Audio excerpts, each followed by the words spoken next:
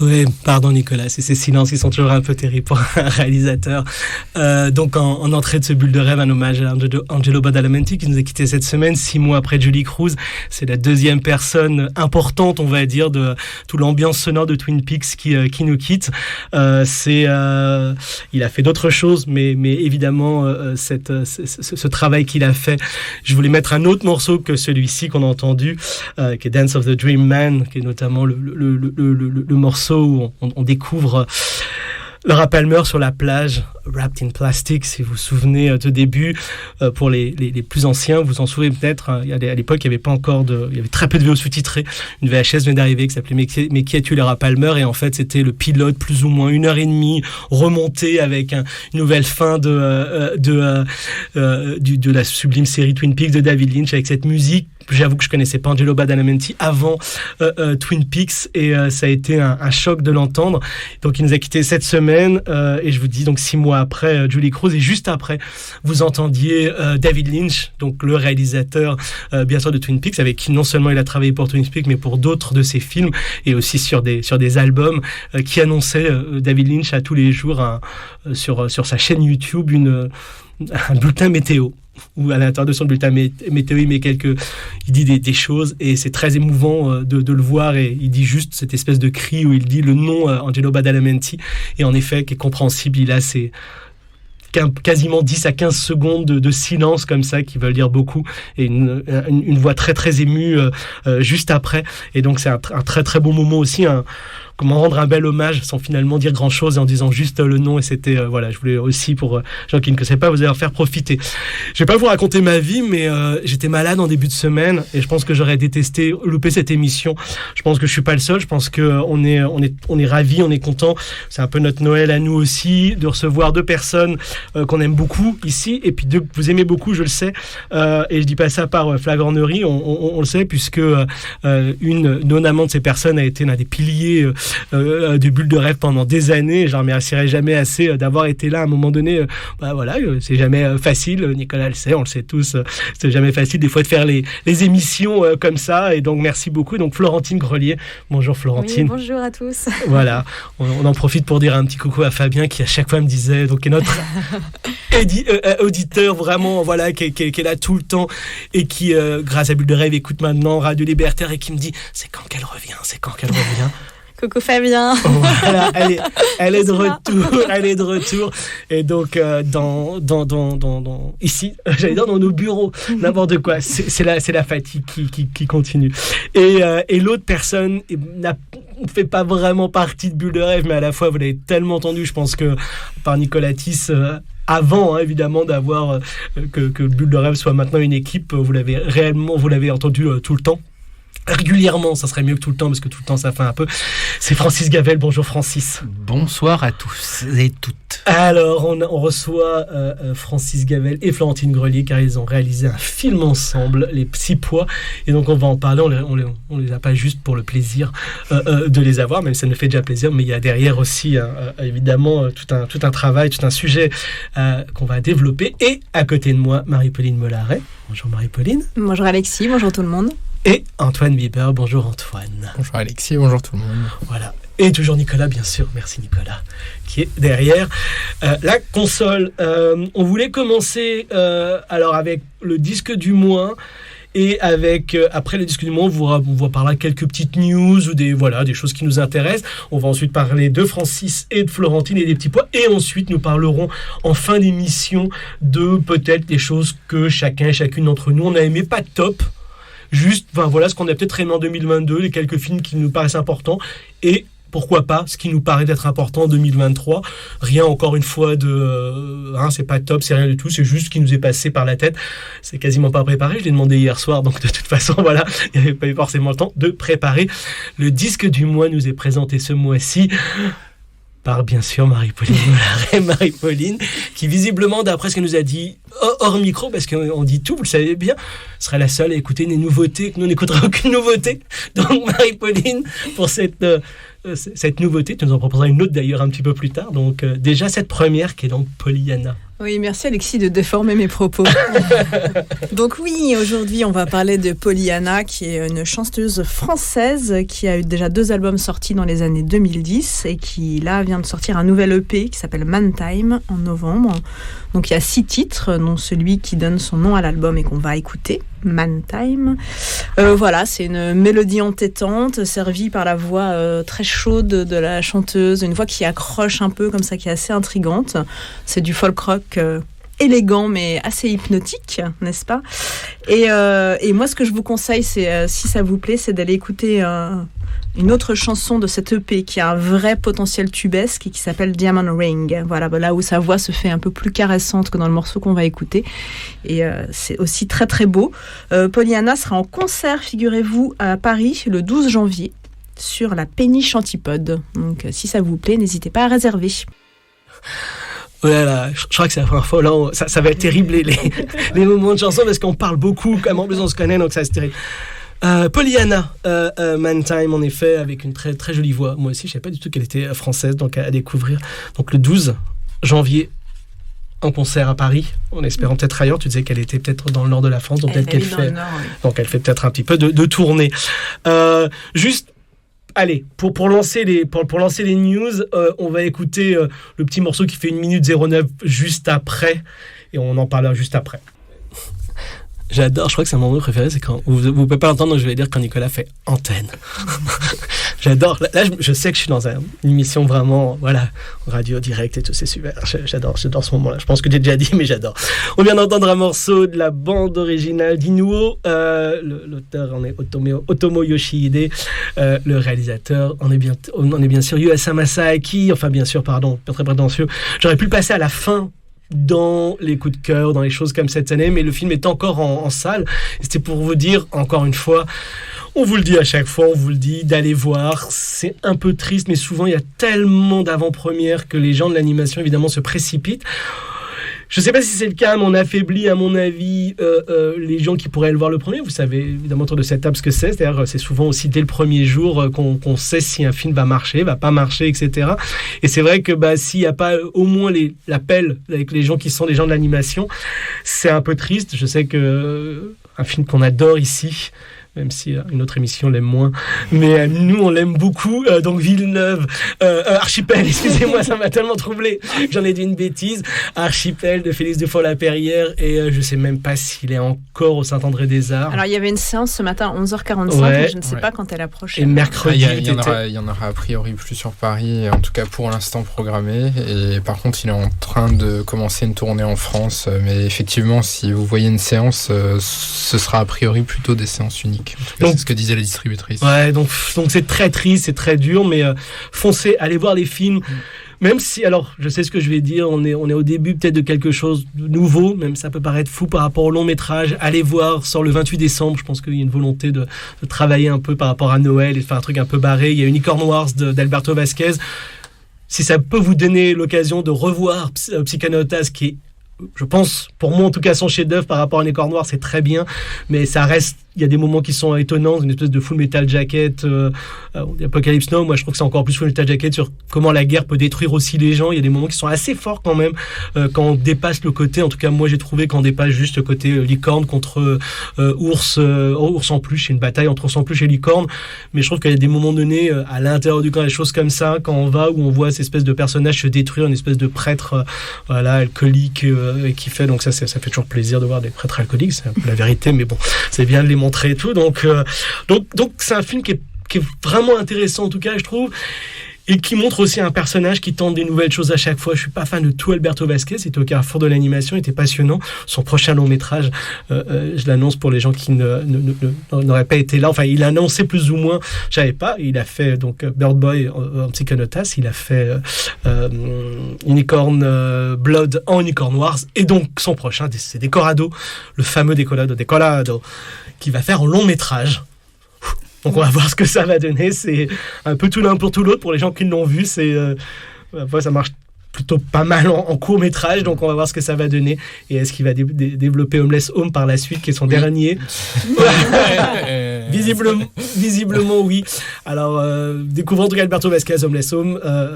Nous prouve que entre Bieber et peut être très dépressif, parce que c'est quand même, je pense, son film le plus dur et le plus sombre. Donc, voir long métrage uniquement de Homeless Home sans humour, ça peut être dur. Mais en tout cas, voilà. En tout cas, je sais que Antoine, t'es notamment un grand fan d'Alberto Vasquez. Donc voilà.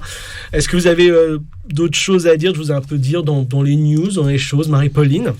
Oui, moi je voulais parler d'un film brésilien qui est sorti mercredi, qui s'appelle Despedida, par Luciana Mazzetto et Vinicius Lopez. Et c'est un long métrage plutôt de prise de vue continue, mais avec quelques séquences en animation, qui raconte l'histoire d'une préado qui a à peu près une dizaine d'années, dont la grand-mère vient de décéder, et elle est dans la maison avec sa famille, et en fait elle voit sa grand-mère morte la nuit par la fenêtre, qui lui fait signe, et elle la suit dans la forêt qui est à côté de la maison, qui est la forêt qui est une sorte de porte vers un monde magique, fantastique, mystérieux.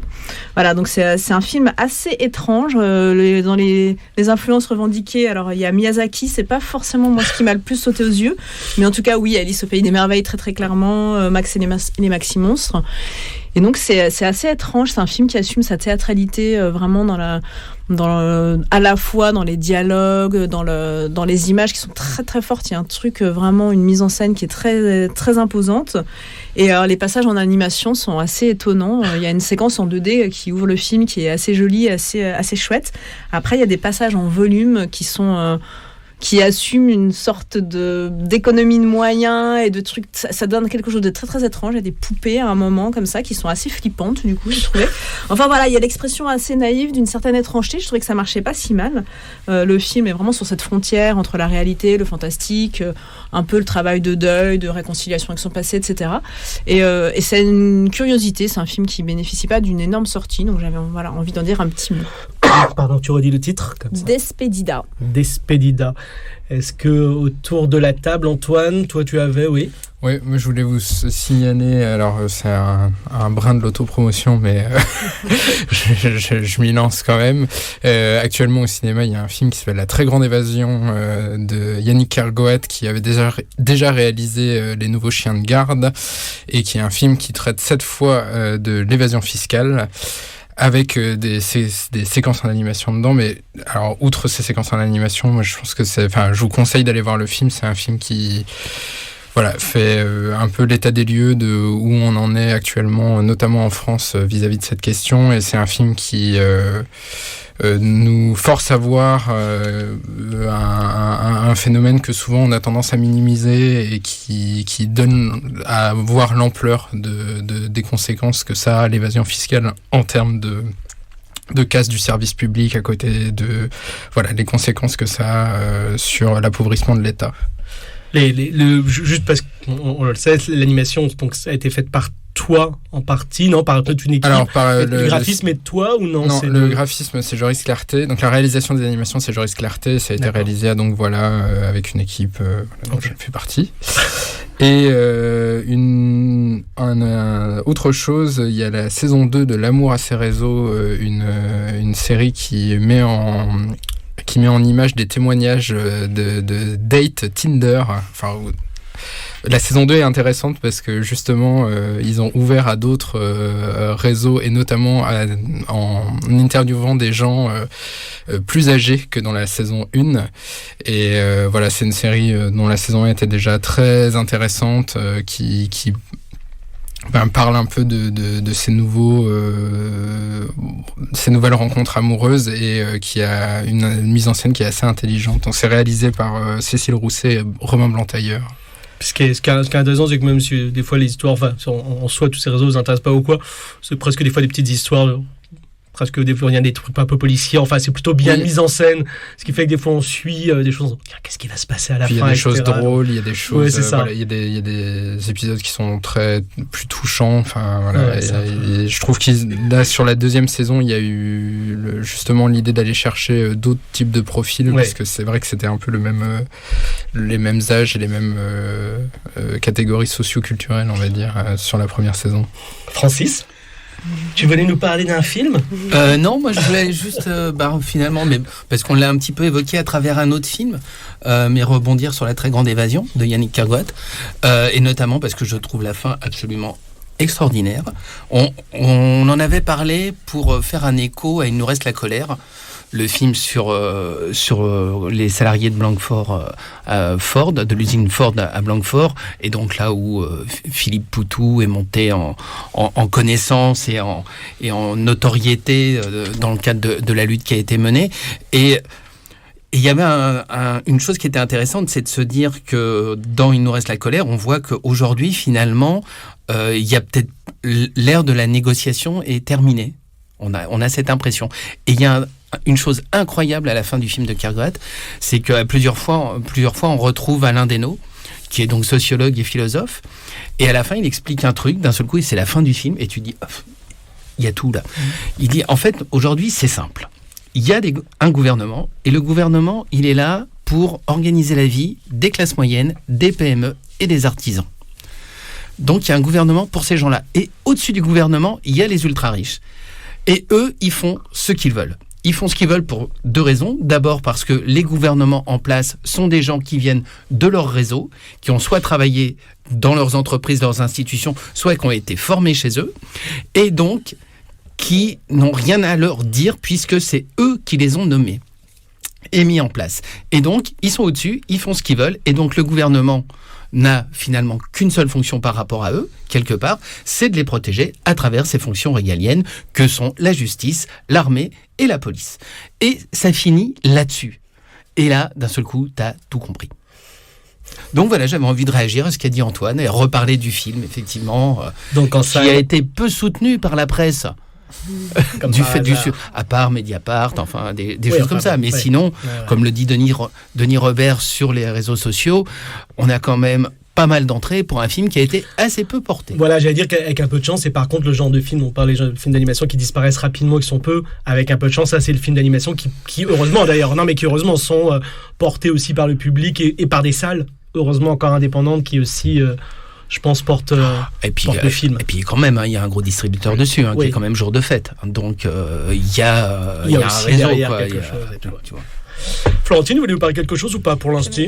J'ai une séance en janvier, on va peut-être attendre la fin de l'émission. On va peut-être attendre, comme ça on attendra la fin par rapport à ça. Moi je voulais vous dire que Nightbust de Joe Sieh, je n'arrive jamais à prononcer comment on le prononce, H-S-I-E-H, et sur le New Yorker. Nightbust, c'est un film qui a eu le Grand Prix au Piaf, mais pas que ça, à Zagreb, qui a eu le prix dans pas mal de festivals.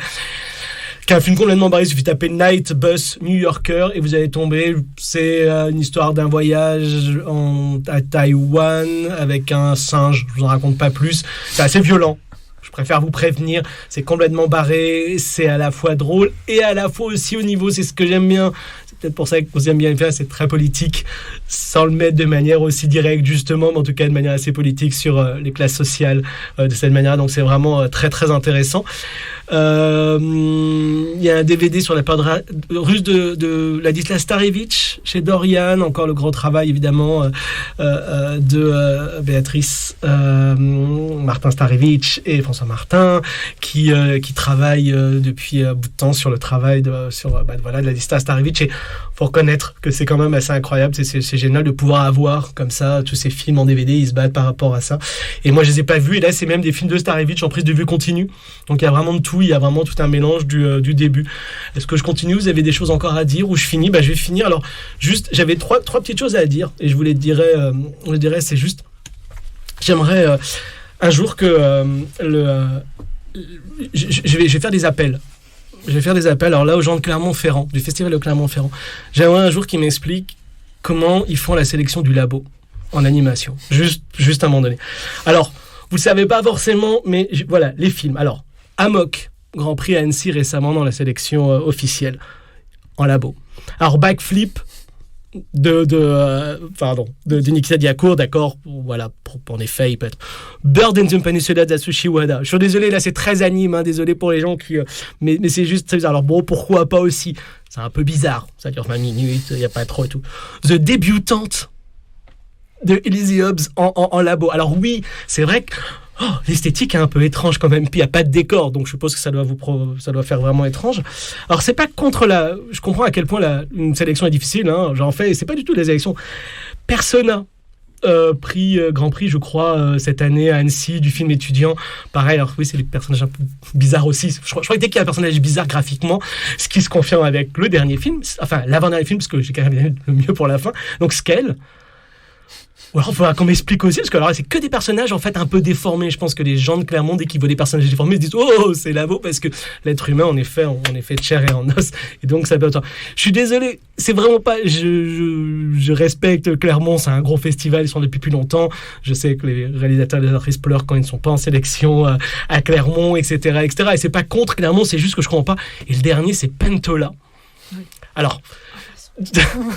Déjà, je parle même pas du film parce qu'à la rigueur, c'est pareil, c'est les goûts et couleurs, mais qu'est-ce que ça fait en Labo, je ne comprends pas. Et en fait, je suis désolé, mais c'est juste que j'ai tellement l'impression que Clermont maintenant relègue l'animation au Labo en disant juste. Il y en a, mais il y a un côté un peu. Mais ce n'est pas que pour l'animation, parce qu'il y a des films de prise de vue continue qui sont au Labo. Moi, je suis tombée de ma chaise. Il y a des films que nous, on avait sélectionnés à la Semaine de la Critique, et notamment le documentaire Will You Look at Me de Shu Li-yang, qui est une sorte de carton de festival depuis sa présentation à la Semaine. Ce film, il passe partout. Il est sélectionné là à Sundance, il était à Toronto. Il est partout, il gagne des prix partout. C'est un documentaire sur sa maman. Alors certes, c'est fait avec des images qu'il a filmées avec une petite caméra, voilà. Mais c'est un film qui évidemment a toute sa place dans une compétition internationale. Donc les deux formes, le documentaire est aussi beaucoup relégué au Labo. Voilà. Donc ce qu'il faut maintenant, c'est peut-être arrêter le Labo. Clairement. Non mais peut-être qu'à un moment donné, ou en tout cas lui trouver un autre nom. Encore une fois, c'est pas polémique pour polémique, c'est juste que si, moi je connais bien l'animation, mais si en documentaire c'est la même chose, et je connais pas les films expérimentaux, mais on a Yann Gonzalez, on a encore les mêmes noms évidemment qui reviennent. Yann Gonzalez c'est au Labo, on est voilà, d'accord. Yann Gonzalez est en Labo, etc. Qui était chez nous aussi. Voilà. Et après, peut-être qu'en fait, il faut aussi que le Labo devienne... Puisque pour l'instant, le Labo, il est composé finalement de ce qui vient dans les sélections nationales et internationales, ce qu'ils reçoivent à ce niveau-là. Oui. On peut pas, si on est producteur ou réal, dire « moi, je veux m'inscrire au Labo ». Peut-être qu'il y a aussi à réfléchir par rapport à ça. Est-ce que il faut pas un jour se dire « maintenant, on va faire... c'est les prods qui choisissent à quel endroit ils veulent s'inscrire, quoi. Et après, du coup, ça fait des... Tandis que là, effectivement, on a un corpus, et à l'intérieur du corpus, après, on envoie aux gens du Labo des choses qu'on va se dire, non, on prend pas. Et parfois, voilà, on sait pas. C'est un peu... C'est du repêchage, en fait. Sauf les films qui ne peuvent pas être dans les compétitions. Ouais, sauf que Francis, à une époque, c'était des fois... Mais c'était autre chose. Là, moi, ce qui me paraît étonnant, c'est que je trouve que... encore une fois, comme par hasard, Amok, de débutante... Persona et Scale, on est vraiment sur plutôt une histoire. C'est des histoires qui sont très classiques. Alors oui, il n'y a pas forcément de histoire dans Amok, mais bon, c'est une histoire quand même assez classique malgré tout. Cherche débutante, moi que j'adore. C'est à cause de la hyène. Classique, ouais, non. Oui, c'est ça. Enfin bon, c'est juste... un anthropomorphisme bizarre. C'est ça. Et que c'est hyper violent et politique. Persona, etc. Ah oui, c'est ça, c'est politique. En animation, faut pas trop montrer des trucs politiques, on sait jamais. Non mais je suis d'accord avec toi. C'est-à-dire que ce qui était avant déjà un peu problématique, là devient maintenant aujourd'hui beaucoup plus que problématique, devient carrément un cul-de-sac, quoi. C'est-à-dire que ça serait plus s'appeler Labo. J'ai fait un truc qui est trop facile, mais ça va s'appeler quoi? Poubelle de Clermont-Ferrand? Non, parce que je sais, c'est rude, mais avant ça s'appelait Digital. Quand ça a été créé, c'était Digital. Oui. Au point de départ, enfin au numérique plutôt. Mais après, effectivement, de toute façon, puisqu'il y avait plus de 35 ou de 16, c'était Labo. Mais après, on peut se poser plein de questions parce qu'il y a aussi des films expérimentaux qui une fois vont être en Labo, une autre fois vont être en la compétition soit nationale, soit inter. Expé en prise de vue continue. Oui. Ça visiblement en tout cas et encore, mais je veux dire, on va pas, mais en tout cas visiblement en anime, en tout cas moi en anime et donc visiblement aussi en documentaire, et ça serait bien de voir un peu plus en prise de vue continue, fiction on va dire, mais c'est quand il y a en fiction, c'est quand il y a moi je vais peut-être faire simple, mais c'est quand il y a un dispositif. Oui, Yann Gonzalez. Typiquement le film de Yann Gonzalez. Ouais. Au début de Yann Gonzalez, les premiers films, c'est parce qu'il y avait des dispositifs. On parlait à la caméra. Il y avait un jeu qui était un petit peu engoncé. Et puis d'un seul coup, il y avait un truc très... ça dansait alors qu'il n'y avait pas forcément de raison. Enfin, voilà, il y a By the Kiss, c'était pareil, quoi. C'est parce que c'est des couples qui s'embrassent, quoi. Et puis voilà, et c'est tout. Il y a des dispositifs. Non, mais bon, c'est un peu... Voilà, c'est un peu dommage, en tout cas, pour l'animation, parce que... encore une fois, The Débutante avait largement une place normale en international. Mais après, c'est pas dommage. Les gens qui vont à Clermont savent que la meilleure section, c'est la Labo. Après, que c'est celle où il faut voir toutes les compétitions, il y en a moins. Et voilà. Il y a ça aussi. C'est vrai. Après, en fait, ça peut être bien d'y être. C'est vrai qu'en fait, il vaut mieux être en Labo. Ça veut dire que c'est la bonne sélection. Merci Marie-Pauline pour ce que tu as un tout petit peu. C'est vrai. Hein. Allez, et je finirai, et on fera un petit point sur d'autres choses tout à l'heure à la fin. Je finirai juste pour dire que à la fois je comprends l'importance de Stop et à la fois qu'est-ce que ça m'agace d'avoir encore des tops. Donc oui, c'est super que Chantal Akerman soit numéro 1 et que son film et que tous les traits importants, mais qu'est-ce que c'est agaçant d'avoir toujours le fait que ça soit numéro 1 et que donc dans 10 ans on aura un autre numéro 1. Alors oui, je sais que sociologiquement et politiquement ça ramène des choses et c'est sûrement important et on va toujours râler de toute façon par rapport à ça, comme on se retrouve évidemment les films africains, où on se retrouve bien sûr, je parle même pas des films d'animation parce que bon, déjà on a un film de femmes en premier et on a Claire Denis en 8e je crois si je dis pas de bêtises, donc on a enfin deux films de femmes qui arrivent dans le top 10, donc on va pas râler, c'est déjà bien en effet comme on dit, sociologiquement et politiquement c'est important ces tops là, mais c'est vrai que je pense que j'aimerais bien un jour qu'on a une espèce de top 100 numéros et qu'on se dise juste voilà les 100 films qui nous paraissent importants dans l'histoire du cinéma pour l'instant, sans forcément qu'on se dise tiens c'est là un film européen parce que bon c'est un film de femmes et c'est un film européen aussi hein, bien évidemment toujours etc. Donc voilà, c'est juste mais qu'il soit un vrai top 100 parce que là la manière dont il est fait celui dont tu parles. Alors justement, est-ce que tu le sais parce que j'ai regardé un peu, c'est quoi, ils ont des listes? En fait ils demandent à 1600 personnes de donner leur liste de 10 films de tous les temps et comme chacun donne seulement 10, forcément dans les 10 films il y a plein de choses que vous n'allez pas mettre. Est-ce que tu mets un Disney dans tes 10 films préférés? Peut-être pas. Si on te demande tes 100 films préférés, tu vas peut-être en mettre un. Oui, donc il faudrait qu'en fait, ils demandent les 100 films préférés. Il faudrait demander... Et en plus, comme ils agrègent les votes, qu'il y a tant de gens qui votent et tout ça, moi, mon rêve, ce serait qu'on prenne, je sais pas, 15 personnes vraiment élues parmi les élus, qu'on les enferme dans une pièce et qu'on leur dise d'élaborer ce top. Et ils sortent pas tant qu'ils n'ont pas choisi 100 films. C'est 12 hommes en colère. Et comme je suis pas trop violente, je leur demande pas effectivement de classement. Je leur demande juste de me sortir 100 films. Voilà, en réfléchissant à tous ces points que tu as évoqués, parce que là, effectivement, personne n'a réfléchi à rien, puisque chacun réfléchit juste à 10. Donc au final, bon, là, il se trouve qu'on a une femme en premier, c'est formidable, c'est un chouette film, etc. Mais effectivement, il y a plein de choses qui manquent, mais c'est pas parce que les gens n'ont pas voulu les récompenser, c'est juste que la manière dont c'est fait, ça veut... Enfin voilà, c'est une vision très étroite en fait. Et je me demandais même si on leur proposait pas une liste quand même d'avoir en tête pour avoir quand même quelques films déjà. Je pense qu'on leur donne la liste d'il y a 10 ans, peut-être une liste de toutes les fois d'avant, ça je ne sais pas, mais en tout cas, voilà. Après c'est très drôle parce que ces listes individuelles sont publiées et il y a des choses tellement amusantes. Et notamment il y a quand même un réalisateur dont le nom m'échappe, qui a mis Kung Fu Panda. Voilà, parmi ses 10 films préférés de tous les temps. Eh ben, je crois qu'on peut s'arrêter là, même s'il faudrait savoir le nom du réal. On va essayer de le retrouver un petit peu plus tard. Et on va donner la parole pour le... Non, mais oui, bien évidemment, pardon. Le morceau qu'on va entendre après est un morceau proposé par Francis Gave. Alors, il le sait pas Enfin, il le sait. Il m'a envoyé la liste, mais il sait pas. J'ai hésité beaucoup. Et je vais vous le dire maintenant. J'ai hésité avec les musiques de Smoking No Smoking d'Alain Resnais. J'avoue que je voulais passer. Mais en fait, en regardant la page Wikipédia de Mistinguett, car nous avons entendu « Il m'a vu nu », est-ce que vous savez le vrai nom de Mistinguett ? Je me rappelle. Eh ben, et là, d'un seul coup, je me suis dit, c'est pas possible, il y a des choses comme ça. Son vrai nom, c'est Bourgeois, ce qui correspond bien à Francis Gavel, je trouve. Ça, c'était pour la petite blague, mais réellement, le plus important, c'est ses deux prénoms. Le prénom de Mistinguett, le premier, c'est Jeanne. Oui, pardon Nicolas, c'est ces silences qui sont toujours un peu terribles pour un réalisateur. Donc en entrée de ce Bulle de rêve, un hommage à Angelo Badalamenti qui nous a quitté cette semaine, 6 mois après Julie Cruz. C'est la deuxième personne importante, on va dire, de toute l'ambiance sonore de Twin Peaks qui nous quitte. Il a fait d'autres choses, mais évidemment ce travail qu'il a fait. Je voulais mettre un autre morceau que celui-ci qu'on a entendu, qui est Dance of the Dream Man, qui est notamment le morceau où on découvre Laura Palmer sur la plage, Wrapped in Plastic, si vous vous souvenez de début.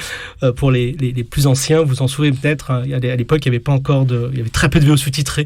Une VHS venait d'arriver qui s'appelait Mais qui a-tu Laura Palmer ? Et en fait, c'était le pilote, plus ou moins 1h30, remonté avec une nouvelle fin de la sublime série Twin Peaks de David Lynch, avec cette musique. J'avoue que je connaissais pas Angelo Badalamenti avant Twin Peaks et ça a été un choc de l'entendre.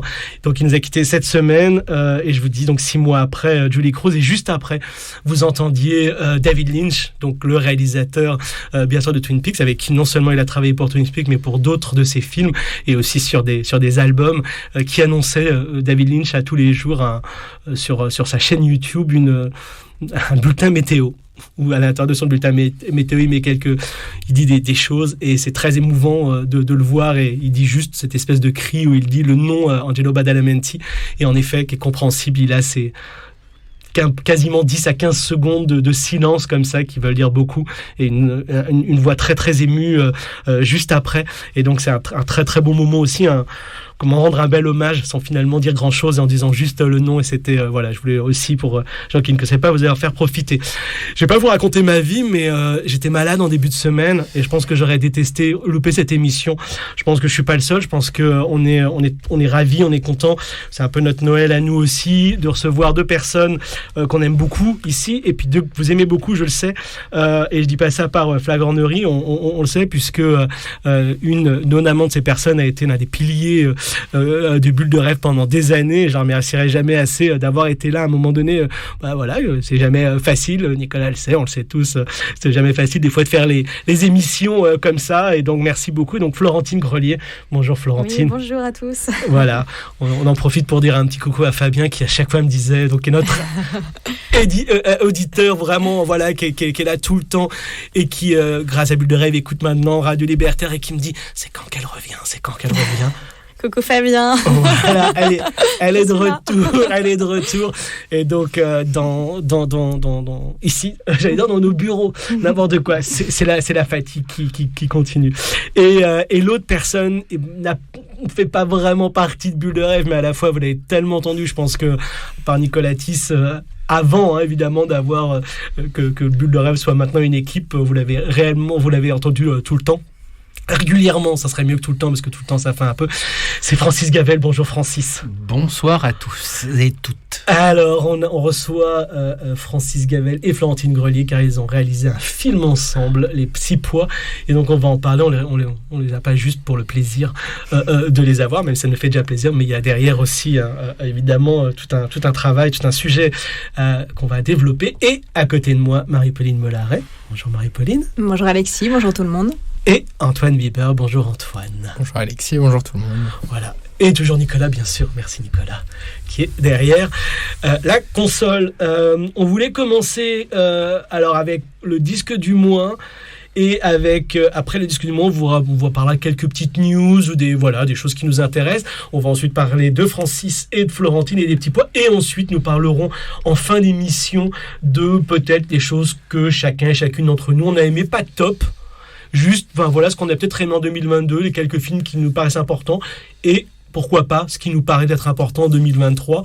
Rien, encore une fois, c'est pas top, c'est rien du tout, c'est juste ce qui nous est passé par la tête. C'est quasiment pas préparé, je l'ai demandé hier soir, donc de toute façon, voilà, il n'y avait pas eu forcément le temps de préparer. Le disque du mois nous est présenté ce mois-ci par, bien sûr, Marie-Pauline Mollaret. Marie-Pauline, qui visiblement, d'après ce qu'elle nous a dit hors micro, parce qu'on dit tout, vous le savez bien, serait la seule à écouter des nouveautés, que nous n'écouterons aucune nouveauté. Donc Marie-Pauline, pour cette nouveauté, tu nous en proposeras une autre d'ailleurs un petit peu plus tard. Donc déjà cette première qui est donc Pollyanna. Oui, merci Alexis de déformer mes propos. Donc oui, aujourd'hui on va parler de Pollyanna, qui est une chanteuse française qui a eu déjà 2 albums sortis dans les années 2010 et qui là vient de sortir un nouvel EP qui s'appelle Man Time en novembre. Donc il y a 6 titres, dont celui qui donne son nom à l'album et qu'on va écouter, Man Time. Voilà, c'est une mélodie entêtante servie par la voix très chaude de la chanteuse, une voix qui accroche un peu comme ça, qui est assez intrigante. C'est du folk rock élégant mais assez hypnotique, n'est-ce pas ? Et moi ce que je vous conseille, c'est si ça vous plaît, c'est d'aller écouter une autre chanson de cette EP qui a un vrai potentiel tubesque et qui s'appelle Diamond Ring. Voilà, là où sa voix se fait un peu plus caressante que dans le morceau qu'on va écouter. Et c'est aussi très très beau.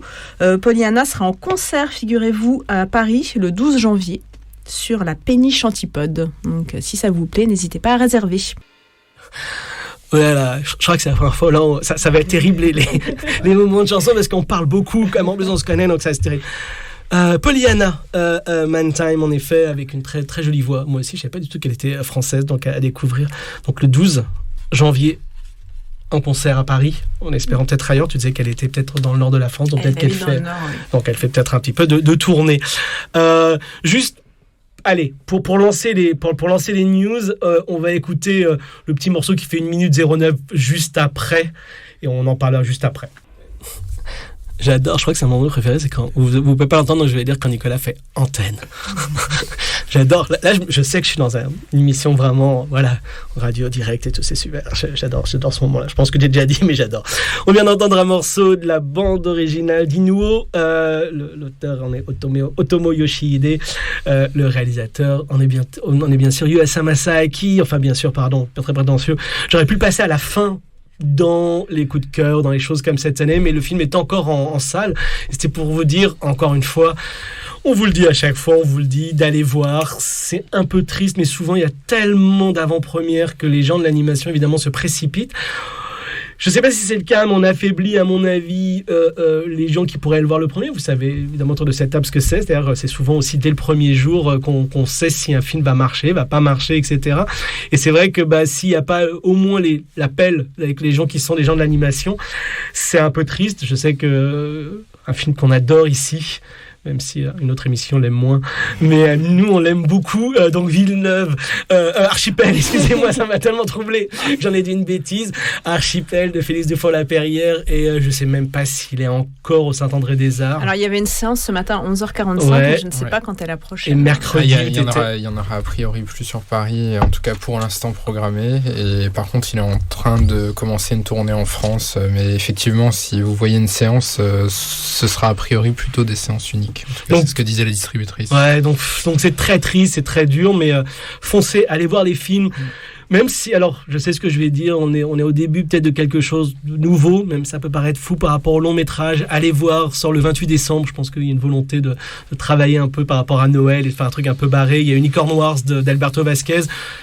Si ça peut vous donner l'occasion de revoir Psychonautas, qui est, je pense, pour moi en tout cas, son chef-d'œuvre par rapport à Unicorn Noir, c'est très bien, mais ça reste, il y a des moments qui sont étonnants, une espèce de Full Metal Jacket, Apocalypse Now, moi je trouve que c'est encore plus Full Metal Jacket sur comment la guerre peut détruire aussi les gens. Il y a des moments qui sont assez forts quand même, quand on dépasse le côté, en tout cas moi j'ai trouvé qu'on dépasse juste le côté licorne contre ours en peluche, c'est une bataille entre ours en peluche et licorne, mais je trouve qu'il y a des moments donnés à l'intérieur du camp, des choses comme ça, quand on va, où on voit ces espèces de personnages se détruire, une espèce de prêtre voilà, alcoolique et qui fait, donc ça fait toujours plaisir de voir des prêtres alcooliques, c'est un peu la vérité, mais bon, c'est bien de les montrer et tout, donc c'est un film qui est vraiment intéressant en tout cas, je trouve, et qui montre aussi un personnage qui tente des nouvelles choses à chaque fois. Je suis pas fan de tout Alberto Vasquez, il était au carrefour de l'animation, il était passionnant. Son prochain long métrage, je l'annonce pour les gens qui n'auraient pas été là, enfin il a annoncé plus ou moins, je savais pas, il a fait donc Bird Boy en Psychonautas, il a fait Unicorn Blood en Unicorn Wars, et donc son prochain, c'est Decorado, le fameux Decorado, qui va faire en long métrage. Donc on va voir ce que ça va donner. C'est un peu tout l'un pour tout l'autre. Pour les gens qui l'ont vu, ça marche plutôt pas mal en court métrage. Donc on va voir ce que ça va donner. Et est-ce qu'il va développer Homeless Home par la suite, qui est son dernier? Visiblement oui. Alors découvrons en tout cas Alberto Vasquez, Homeless Home. Il nous prouve que entre Bieber et très dépressif, parce que c'est quand même, je pense, son film le plus dur et le plus sombre, donc voir long métrage uniquement de Homeless Home sans humour, ça peut être dur, mais en tout cas je sais que toi t'es notamment un grand fan d'Alberto Vasquez, donc voilà. Est-ce que vous avez d'autres choses à dire? Je vous ai un peu dire dans les news, dans les choses, Marie-Pauline. Oui, moi je voulais parler d'un film brésilien qui est sorti mercredi, qui s'appelle Despedida, par Luciana Mazzetto et Vinicius Lopez. Et c'est un long métrage plutôt de prise de vue continue, mais avec quelques séquences en animation, qui raconte l'histoire d'une préado qui a à peu près une dizaine d'années, dont la grand-mère vient de décéder, et elle est dans la maison avec sa famille, et en fait elle voit sa grand-mère morte la nuit par la fenêtre, qui lui fait signe, et elle la suit dans la forêt qui est à côté de la maison, qui est la forêt qui est une sorte de porte vers un monde magique, fantastique, mystérieux. Voilà, donc c'est un film assez étrange. Dans les influences revendiquées, alors il y a Miyazaki, c'est pas forcément moi ce qui m'a le plus sauté aux yeux, mais en tout cas oui, Alice au Pays des Merveilles très très clairement, Max et les Maxi Monstres.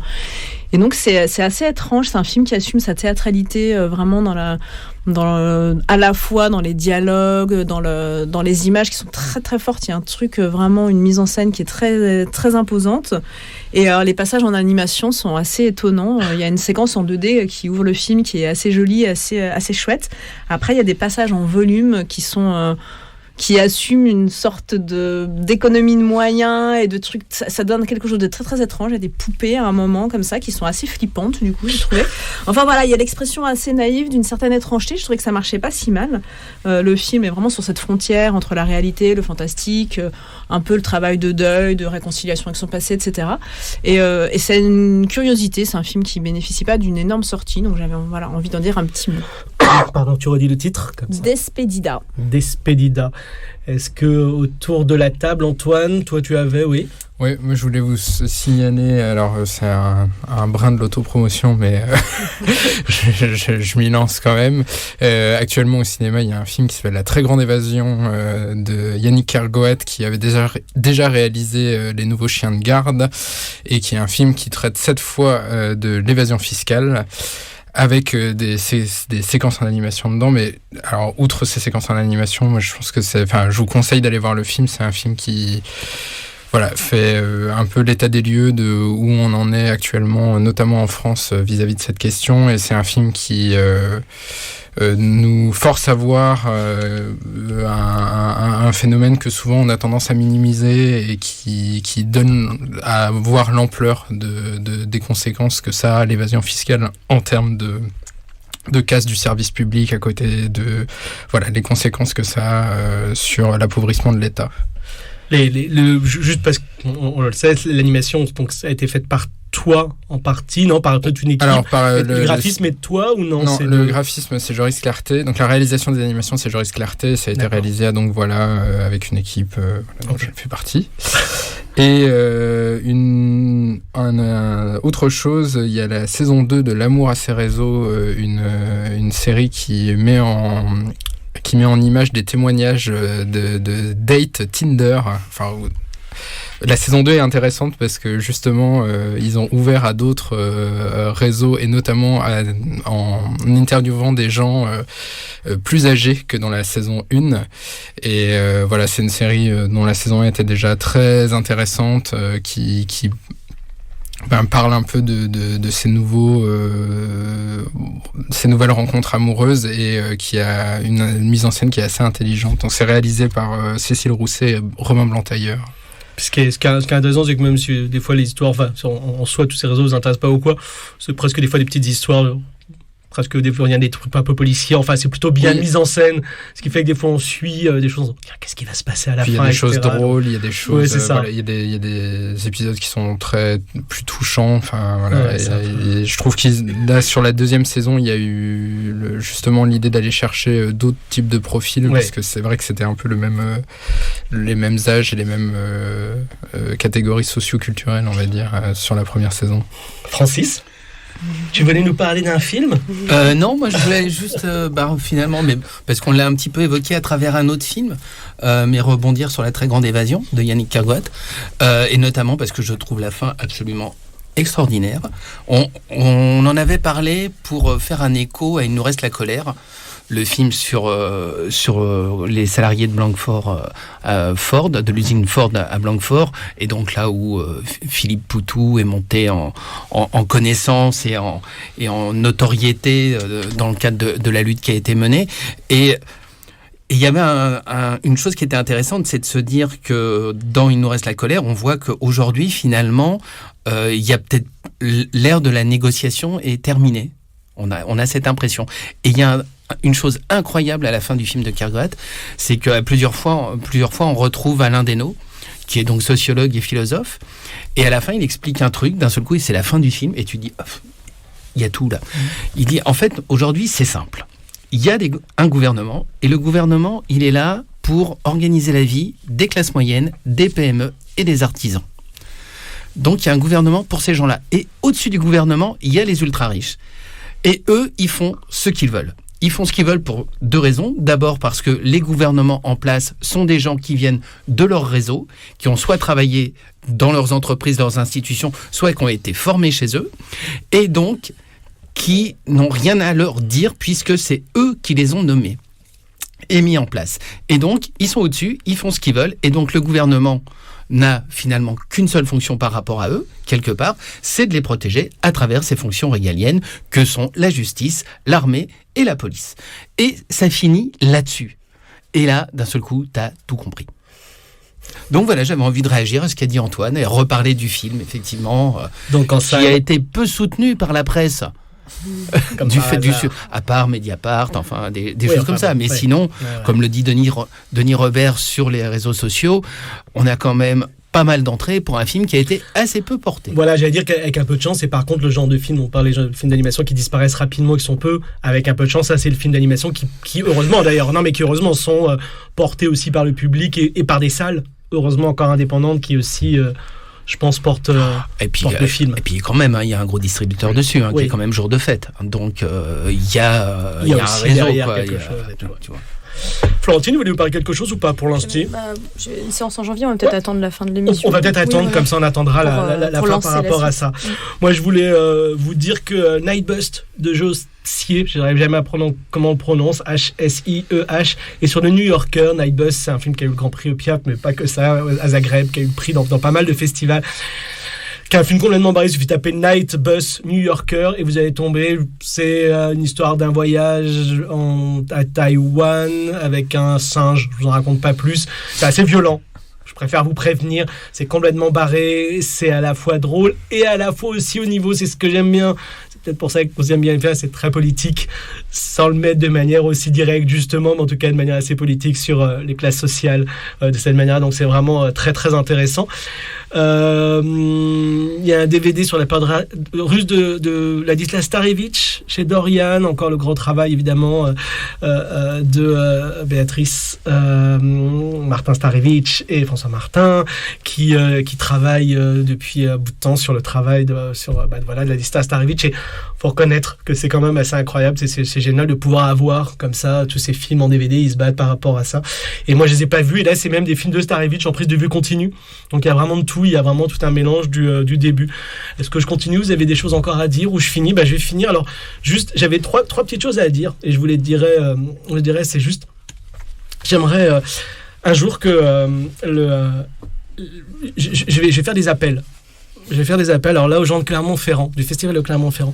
J'aimerais un jour qu'ils m'expliquent comment ils font la sélection du labo en animation. Juste à un moment donné. Alors, vous le savez pas forcément, mais voilà, les films. Alors, Amok, Grand Prix à Annecy récemment dans la sélection officielle en labo. Alors Backflip de Nikita Diacour, d'accord, voilà, en effet, il peut être Bird in the Peninsula d'Atsushi Wada. Je suis désolé, là c'est très anime, désolé pour les gens qui, mais c'est juste très bizarre. Alors bon, pourquoi pas aussi? C'est un peu bizarre, ça dure 20 minutes, il n'y a pas trop et tout.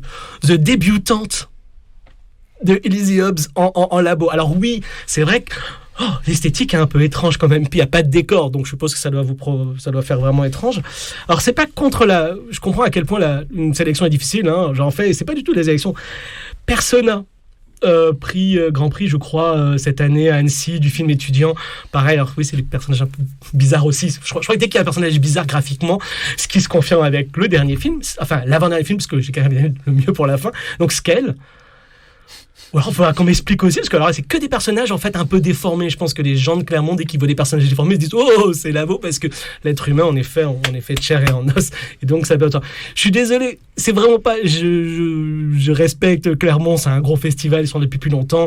Je sais que les réalisateurs et les actrices pleurent quand ils ne sont pas en sélection à Clermont, etc. Et c'est pas contre Clermont, c'est juste que je comprends pas. Et le dernier c'est Pentola. Alors. Déjà, je parle même pas du film parce qu'à la rigueur, c'est pareil, c'est les goûts et couleurs, mais qu'est-ce que ça fait en labo, je ne comprends pas. Et en fait, je suis désolé, mais c'est juste que j'ai tellement l'impression que Clermont maintenant relègue l'animation au labo en disant juste. Il y en a, mais il y a un côté un peu. Mais ce n'est pas que pour l'animation, parce qu'il y a des films de prise de vue continue qui sont au labo. Moi, je suis tombée de ma chaise. Il y a des films que nous, on avait sélectionnés à la Semaine de la Critique, et notamment le documentaire Will You Look at Me de Shu Liang, qui est une sorte de carton de festival depuis sa présentation à la Semaine. Ce film, il passe partout. Il est sélectionné là à Sundance, il était à Toronto. Il est partout. Il gagne des prix partout. C'est un documentaire sur sa maman. Alors certes, c'est fait avec des images qu'il a filmées avec une petite caméra, voilà. Mais c'est un film qui évidemment a toute sa place dans une compétition internationale. Donc les deux formes, le documentaire est aussi beaucoup relégué au labo. Voilà. Donc ce qu'il faut maintenant, c'est peut-être arrêter le labo. Clairement. Non mais peut-être qu'à un moment donné, ou en tout cas lui trouver un autre nom. Encore une fois, c'est pas polémique pour polémique, c'est juste que si, moi je connais bien l'animation, mais si en documentaire c'est la même chose, et je connais pas les films expérimentaux, mais on a Yann Gonzalez, on a encore les mêmes noms évidemment qui reviennent. Yann Gonzalez est au labo, on est voilà, d'accord. Yann Pareil, Gonzalez est en labo, etc. Qui était chez nous aussi. Voilà. Et après, peut-être qu'en fait, il faut aussi que le labo devienne... Puisque pour l'instant, le labo, il est composé finalement de ce qui vient dans les sélections nationales et internationales, ce qu'ils reçoivent à ce niveau-là. Oui. On peut pas, si on est producteur ou réal, dire « moi, je veux m'inscrire au labo ». Peut-être qu'il y a aussi à réfléchir par rapport à ça. Est-ce que il faut pas un jour se dire « bah maintenant, on va faire... c'est les prods qui choisissent à quel endroit ils veulent s'inscrire, quoi. Et après, du coup, ça fait des... Tandis que là, effectivement, on a un corpus, et à l'intérieur du corpus, après, on envoie aux gens du labo des choses qu'on va se dire, non, on prend pas. Et parfois, voilà, on sait pas. C'est un peu... C'est du repêchage, en fait. Sauf les films qui ne peuvent pas être dans les compétitions. Ouais, sauf que Francis, à une époque, c'était des fois... Mais c'était autre chose. Là, moi, ce qui me paraît étonnant, c'est que je trouve que... encore une fois, comme par hasard, Amok, de débutante... Persona et Scale, on est vraiment sur plutôt une histoire. C'est des histoires qui sont très classiques. Alors oui, il n'y a pas forcément d'histoire dans Amok, mais bon, c'est une histoire quand même assez classique malgré tout. Cherche sa débutante, moi que j'adore. C'est à cause de la hyène. Classique, ouais, non. Oui, c'est ça. Enfin bon, c'est un anthropomorphisme bizarre. C'est ça. Et que c'est hyper violent et politique. Persona, etc. Ah oui, c'est ça, c'est politique. En animation, il ne faut pas trop montrer des trucs politiques, on ne sait jamais. Non, mais je suis d'accord avec toi. C'est-à-dire que ce qui était avant déjà un peu problématique, là devient maintenant aujourd'hui beaucoup plus que problématique, devient carrément un cul-de-sac, quoi. C'est-à-dire que ça aurait pu s'appeler labo. J'ai fait un truc qui est trop facile, mais ça va s'appeler quoi? Poubelle de Clermont-Ferrand? Non, parce que je sais, c'est rude, mais avant ça s'appelait digital. Quand ça a été créé, c'était digital. Oui. Au point de départ, enfin au numérique plutôt. Mais après, effectivement, de toute façon, puisqu'il y avait plus de 35 ou de 16, c'était labo. Mais après, on peut se poser plein de questions parce qu'il y a aussi des films expérimentaux qui une fois vont être en labo, une autre fois vont être en compétition soit nationale, soit inter. Expé en prise de vue continue. Oui. Ça visiblement en tout cas et encore, mais je veux dire, bon, on va pas, mais en tout cas visiblement en anime, en tout cas moi en anime et donc visiblement aussi en documentaire, et ça serait bien de voir un peu plus en prise de vue continue, fiction on va dire, mais c'est quand il y a en fiction, c'est quand il y a moi je vais peut-être faire simple, mais c'est quand il y a un dispositif. Oui, Yann Gonzalez. Typiquement le film de Yann Gonzalez. Ouais. Au début de Yann Gonzalez, les premiers films, c'est parce qu'il y avait des dispositifs. On parlait à la caméra. Il y avait un jeu qui était un petit peu engoncé. Et puis d'un seul coup, il y avait un truc très...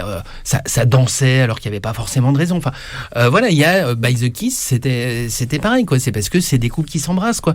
Et puis voilà, et c'est tout. Il y a des dispositifs. Non, mais bon, c'est un peu... Voilà, c'est un peu dommage, en tout cas, pour l'animation, parce que... encore une fois, The Débutante avait largement une place normale en international. Mais après, c'est pas dommage. Les gens qui vont à Clermont savent que la meilleure section, c'est la labo. Après, c'est celle où il faut voir toutes les compétitions, il y en a moins. Et voilà. Il y a ça aussi. C'est vrai. Après, en fait, ça peut être bien d'y être. C'est vrai qu'en fait, il vaut mieux être en labo. Ça veut dire que c'est la bonne sélection. Merci Marie-Pauline pour ce côté un tout petit peu. C'est vrai. Hein. Allez, et je finirai, et on fera un petit point sur d'autres choses tout à l'heure à la fin. Je finirai juste pour dire que à la fois je comprends l'importance de Stop et à la fois qu'est-ce que ça m'agace d'avoir encore des tops. Donc oui, c'est super que Chantal Akerman soit numéro 1 et que son film et que tous les traits importants. Mais qu'est-ce que c'est agaçant d'avoir toujours le fait que ça soit un numéro 1 et que donc dans 10 ans on aura un autre numéro 1. Alors oui, je sais que sociologiquement et politiquement ça ramène des choses et c'est sûrement important et on va toujours râler tout de suite par rapport à ça quand on se retrouve évidemment les films africains, où on se retrouve bien sûr, je parle même pas des films d'animation parce que bon, déjà on a un film de femmes en premier et on a Claire Denis en 8e je crois si je dis pas de bêtises, donc on a enfin deux films de femmes qui arrivent dans le top 10, donc on va pas râler, c'est déjà bien en effet comme on dit, sociologiquement et politiquement c'est important ces tops là, mais c'est vrai que je pense que j'aimerais bien un jour qu'on a une espèce de top 100 sans numéro et qu'on se dise juste voilà les 100 films qui nous paraissent importants dans l'histoire du cinéma pour l'instant, sans forcément se dire sans forcément qu'on se dise tiens, c'est là un film européen. Parce que bon, c'est un film de femmes et c'est un film européen aussi, hein, bien évidemment, toujours, etc., etc. Donc voilà, c'est juste... Mais qu'il soit un vrai top 100, parce que là, la manière dont il est fait, celui dont tu parles... Alors justement, est-ce que tu le sais? Parce que j'ai regardé un peu, c'est quoi, ils ont des listes? En fait, ils demandent à 1600 personnes de donner leur liste de 10 films de tous les temps. Et comme chacun donne seulement 10, forcément, dans les 10 films, il y a plein de choses que vous n'allez pas mettre. Est-ce que tu mets un Disney dans tes 10 films préférés? Peut-être pas. Si on te demande tes 100 films préférés, tu vas peut-être en mettre un. Oui, donc il faudrait qu'en fait, ils demandent les 100 films préférés. Il faudrait demander...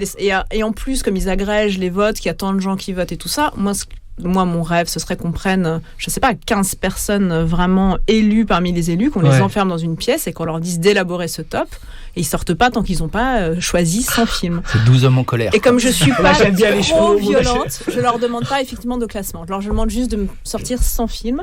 Voilà, en réfléchissant à tous ces points que tu as évoqués. Parce que là, effectivement, personne n'a réfléchi à rien, parce que chacun réfléchit juste à 10.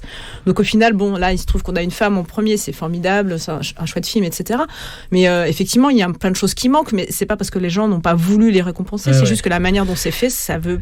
Enfin voilà, c'est une vision très étroite en fait. Et je me demandais même si on leur proposait pas une liste quand même d'avoir en tête pour avoir quand même quelques films déjà. Je pense qu'on leur donne la liste d'il y a 10 ans, peut-être les listes de toutes les fois d'avant, ça je ne sais pas, mais en tout cas, voilà. Après c'est très drôle parce que ces listes individuelles sont publiées et il y a des choses tellement amusantes. Ouais. Et notamment, il y a quand même un réalisateur dont le nom m'échappe, qui a mis Kung Fu Panda. Voilà, parmi ses 10 films préférés de tous les temps. Eh ben, je crois qu'on peut s'arrêter là, même s'il faudrait savoir le nom du réal. On va essayer de le retrouver un petit peu plus tard. Et on va donner la parole pour le... Non, mais oui, bien évidemment, pardon. Le morceau qu'on va entendre après est un morceau proposé par Francis Gavel. Alors, il le sait pas Enfin, il le sait. Il m'a envoyé la liste, mais il sait pas. J'ai hésité beaucoup. Et je vais vous le dire maintenant. J'ai hésité avec les musiques de Smoking No Smoking d'Alain Resnais. J'avoue que je voulais passer. Mais en fait, en regardant la page Wikipédia de Mistinguett, car nous avons entendu « Il m'a vu nu », est-ce que vous savez le vrai nom de Mistinguett ? Je me rappelle. Eh ben, et là, d'un seul coup, je me suis dit, c'est pas possible, il y a des choses comme ça. Son vrai nom, c'est Bourgeois, ce qui correspond bien à Francis Gavel, je trouve. Ça, c'était pour la petite blague, mais réellement, le plus important, c'est ses 2 prénoms. Le prénom de Mistinguett, le premier, c'est Jeanne. Ce qui nous permet de dire un petit bonjour à la maman de Francis. Je sais pas si elle nous écoute, mais voilà, donc la maman de Francis. Et son deuxième prénom, c'est Florentine. Donc elle s'appelle Jeanne-Florentine Bourgeois. Ce qui fait que d'un seul coup, je me suis dit, ok, la maman et la co-réalisatrice, on ne peut passer que du Mistinguett, on va pas passer autre chose. Donc on écoute Il m'a vu nu de Mistinguett. Alors vous êtes toujours à Bulle de Rêve, pas sûr, parce qu'on n'est pas sur Bulle de Rêve, on est à Bulle de Rêve, pardon, c'est Radio Libertaire, à Radio Libertaire, décidément, voilà, la radio évidemment de la Fédération anarchiste, sur 89.4, vous venez d'entendre donc Mistinguett, Tu m'as vu nu, et juste après, alors normalement, c'est moi qui choisis l'extrait, mais là, le co-réalisateur nous a envoyé directement la bande-annonce en disant « Je pense que vous en aurez besoin ». Donc, bon, il a choisi finalement le son plutôt que moi, mais c'est pas grave, c'est aussi un animateur radio, donc il a un peu entre ces deux, entre l'animateur et le réalisateur. Donc, vous avez entendu la bande-son de la bande-annonce des Petits Pois de Florentine Grelier et Francis Gavel que nous recevons. Vous vous souvenez la première fois que vous êtes rencontrés ? La première fois, là, je parle. Ah bah c'était ici. Je parle même pas pas des petits points. La toute première fois. Je pense que c'était ici parce qu'effectivement, je t'aidais pour Bulle de Rêve et que Francis avait son émission juste après. Parfois, juste après. Voilà. Ouais. Et donc, c'est ici. Ensuite, on se revoyait dans les projections diverses et variées d'animation. Puisque sinon, la toute première fois, paraît-il, mais moi je ne l'ai pas vue, je ne la connaissais pas, il paraît que c'est quand je faisais des matinées de court-métrage au cinéma Le Balzac, Le Goût du cours, où un jour Florentine m'a dit, mais je venais voir le Goût du cours. Oui, c'est vrai. Donc ça, je ne pouvais pas le savoir. Encore étudiante, oui, tout à fait. Qu'est-ce qui se passe entre l'écriture de cours de récré et celle des Petits Pois ? Il y a 20 ans, 25 ans, il y a un changement de vie, il y a des choses, la dureté de cours de récré par rapport à, on va en parler, il y a peut-être une dureté dans les Petits Pois, mais en tout cas, il y a une douceur aussi quand même, il y a une certaine tendresse, Francis ? Qu'est-ce qui se passe entre les deux ? Alors non, ce qui se passe à la fin des Petits Pois, malheureusement, et ça j'aurais dû en vouloir au producteur à l'époque, qui m'a permis d'en faire un premier, de cours de récré. Hein. Donc Fabrice Prentléache, citons-le, chez Offshore, en fait il me permet de réaliser un premier film, hein. Ça a été un peu inattendu, quoi, cette histoire. Et en fait, le problème, c'est que ça donne envie d'en faire un autre. alors que j'aurais pu m'arrêter là, quoi. Ça aurait été plus simple, la vie.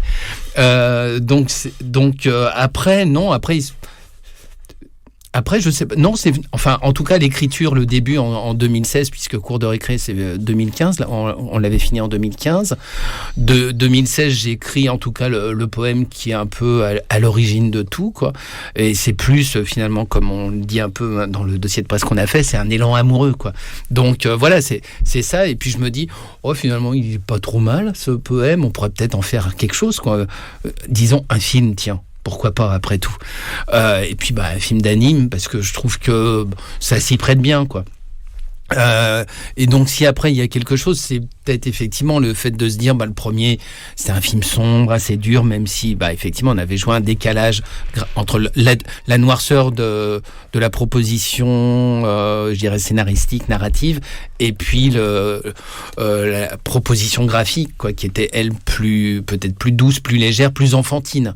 Ce qu'on nous a reproché à un moment, quoi. Et après, de se dire, on va faire peut-être quand même ces petits pois, finalement, comme c'est un élan amoureux, à un moment où tu dis, mais tout est possible, et tu y vas, et donc ça avait quelque chose de plus léger, donc j'avais ce truc en tête de dire un feel good movie abstrait et ludique. Voilà, comme ça changera un petit peu de Cours de récré. Et ça, c'était montrer deux états d'esprit différents de Francis Gavel. Ouais, alors je sais pas si c'était aussi réfléchi que ça, quoi, plus instinctif ou prétentieux. Peut-être que ça, mais de se dire, voilà, ça fera aussi du bien, et puis voilà, et puis là, c'est ce que j'ai plutôt envie de faire, quoi. Donc, allons-y, lançons-nous comme ça, quoi. Le Cours de récré, c'était quoi ? C'était plutôt un conte, on peut dire. C'était une BD à la base, en tout cas, enfin, c'était un petit roman, pardon, un petit conte. Ouais. Là, c'est une poésie. C'était une comptine, en fait, pour moi, Cours de récré, ouais. Puisque ça jouait un peu... Il n'y avait pas beaucoup de vocabulaire, et c'était un tel aime une telle, et puis après, le une telle aime un tel autre, et donc un côté comptine, comme quand on joue dans une cour de récré, quoi. Et puis, là, effectivement, là, c'est un poème, et c'est un poème qui se veut un peu libre, parce que je l'ai écrit comme ça, un peu au fil de l'eau, quoi. Même si après, j'ai un petit peu retravaillé, mais par rapport à un autre truc que j'ai pu écrire par la suite, là, chaque mot n'était pas pensé, réfléchi. Il se trouvait qu'elle a du pot à peau, je le fais, bon allez, on le laisse, c'est peut-être un peu, mais finalement c'est marrant. Enfin, je sais pas si c'est marrant, mais en tout cas, voilà, ça va dans l'esprit un peu libre et un peu léger de cette écriture-là. T'aimes bien changer à chaque fois ? Est-ce qu'à chaque fois, t'as écrit une pièce de théâtre, des choses comme ça ? Est-ce qu'à chaque fois que tu changes d'écriture, il y a, je sais pas, une espèce d'enjeu, un plaisir de se dire, tiens, j'ai envie de raconter autre chose, j'ai envie de le raconter autrement, passer de quelque chose d'un peu plus narratif dans une comptine à quelque chose de un peu plus abstrait dans une poésie, on va dire, et ce genre de choses, parce que la poésie, évidemment, est un très beau, un très bel art, qu'Archipel notamment mettait en place. Ouais, non. Qu'est-ce que je pourrais dire là que en fait, je sais pas si c'est là tu parlais d'une pièce, donc c'était un peu comme ça, hein, c'est arrivé comme ça. Juste tu changes, enfin oui. Régulièrement. J'ai noté, est-ce que demain tu vas nous faire un roman ou écrire un roman, des choses comme ça. Est-ce qu'il y a ce plaisir de l'écriture ? Oui, après il y a ce plaisir de l'écriture. Tu fais des billets ici, enfin voilà. Oui, et puis même la Florentine pourra t'en parler par rapport au dossier de presse, un plaisir d'écriture et je suis aussi d'acharnement sur la ponctuation. Et pas que la ponctuation. Je suis aussi chiant sur la formalisation du dossier de presse que finalement Florentine peut l'être sur les masques qui restent alors que personne ne les voit. Ce masque d'étalonnage, je ne voyais que ça. Voilà, mais voilà, comme ça chacun on se répartit et chacun on prend quelqu'un à partie et il n'a pas à supporter les deux, il en supporte qu'un déjà. Mais après par rapport revenir à l'écriture, oui, ça dépend un peu peut-être de l'état d'esprit, quoi, puisque après, si je prends un autre poème que j'ai écrit plus tard qui s'appelle Vive comme on danse, et là, l'histoire n'est plus possible et c'est une manière de rendre hommage finalement à la jeune femme pour laquelle Cours de récré n'était pas écrit, mais qui a donné cet élan. Et là, par contre, c'est chaque mot est pensé parce que chaque mot doit être juste par rapport à la personne dont ça parle, quoi. Donc l'écriture est pas la même, quoi. Là, c'était revenir sur le métier, tout ça. Alors je sais pas si du coup c'est très spontané, mais c'est une autre écriture. Antoine, ouais. Moi, je me demandais comment tu avais vécu avec ce texte aussi, parce qu'on a parlé entre Cours de récré et les petits pois, mais il y a eu un long temps de développement, et notamment où tu étais pas forcément tout seul, mais accompagné par plein de gens, mais où c'était toi le fil conducteur, et comment... Enfin, est-ce que ce texte, il t'évoquait toujours la même chose ou est-ce que ça a évolué au fur et à mesure ? Je pense qu'il évoquait évidemment toujours la même chose. En tout cas, l'état. Je me rappelle où j'ai fini de l'écrire, quoi. En plus, je me rappelle, c'était après une projection de La Jeune Fille sans main, juste avant Cannes, au studio des Ursulines. Et après, je suis retourné dans le bureau où je travaillais à l'époque et j'ai fini d'écrire le texte en me disant, en plus, j'étais content, j'avais vu La Jeune Fille sans main avant Cannes, alors que j'allais pas à Cannes. Donc, je me disais, j'ai été dans une bonne énergie, quoi. Et je pense que le texte, il a toujours gardé cette espèce d'énergie, et y compris quand on a enregistré, alors 2 ans après, finalement, les voix en studio, là. Puis, Alexis était là, Alexis qui était présent partout, qui filait un coup de main monstrueux, quoi. Et puis, bah, toi, de toute façon, Antoine, après, t'as vu, puisque t'as tout déroché, t'as vu cette matière. Je crois que... Juste pour préciser, parce que là, ça fait vraiment entre nous. Ben, je suis désolé, vous avez aidé le film. On a aidé Francis, c'est pour ça que j'ai dit dès le début que c'était un ami, et que c'était ça, voilà. Il n'est pas invité uniquement à cause de ça, et on va parler un peu plus des petits pois, et un peu plus aussi des choses, mais voilà, pardon. C'était juste pour préciser, parce que là, ça faisait un peu... Oui, mais c'est normal de... Parce que ce poème a été écrit, puis ensuite enregistré avant d'être un film. Peut-être que tu peux en reparler sur l'enregistrement. On va en reparler. Moi, c'est intéressant aussi de rester sur l'écriture en elle-même, parce qu'elle vient à la base du film. Et en effet, comment on vit avec... Pour rester là-dessus, comment on vit avec ça ? Est-ce que tu dis que tu as gardé cette énergie ? Est-ce qu'à un moment donné où tu te dis, il a mis du temps en effet même avant d'être enregistré, une fois qu'il est enregistré, est-ce qu'à un moment donné tu te dis, j'en ai marre, ce texte en effet il correspond plus à rien de toute façon, ou il correspond au passé, j'ai plus envie d'en parler ? Ben non, enfin, il est toujours resté très présent, et peut-être parce que, en fait, par rapport à la personne à l'origine de l'écriture, j'ai aussi développé l'autre projet dont je parlais, Vive comme on danse, qui est jamais devenu quoi que ce soit, ni un film, ni quoi que ce soit, ni une chanson, mais qui existe. Et puis il y en a un troisième où c'est un monologue, et là ce serait plutôt, attention, on est dans Bulle de rêve, en prise de vue continue, un autre projet encore, quoi. Mais en tout cas, pour Les Petits Pois, et quand on l'a enregistré en 2018, moi j'avais toujours ce côté un petit peu ludique qui restait, et par le fait justement de pas, par exemple, avoir à part à ma mère, parce que je voulais qu'elle puisse s'habituer au texte, et peut-être le passage que je lui avais choisi, qui était un petit peu délicat, qui pourrait évoquer des souvenirs et tout de mon père. Donc je voulais qu'elle le connaissent déjà, mais les 9 autres comédiennes avaient aucune idée, elles avaient le texte en entier, mais aucune idée de à quel moment elles interviendraient, quoi. Et le fait, donc, pour, comme je dis, de découper ça à la façon de We Are the World de Lionel Richie et Michael Jackson, comme ça, cette espèce de bandhead, et puis il y a des interventions les unes après les autres posées, et puis après il y a des voix ensemble, et puis il y a des solos, enfin, ça part un peu dans tous les sens, comme ça, mais avec une espèce d'énergie de groupe, quoi.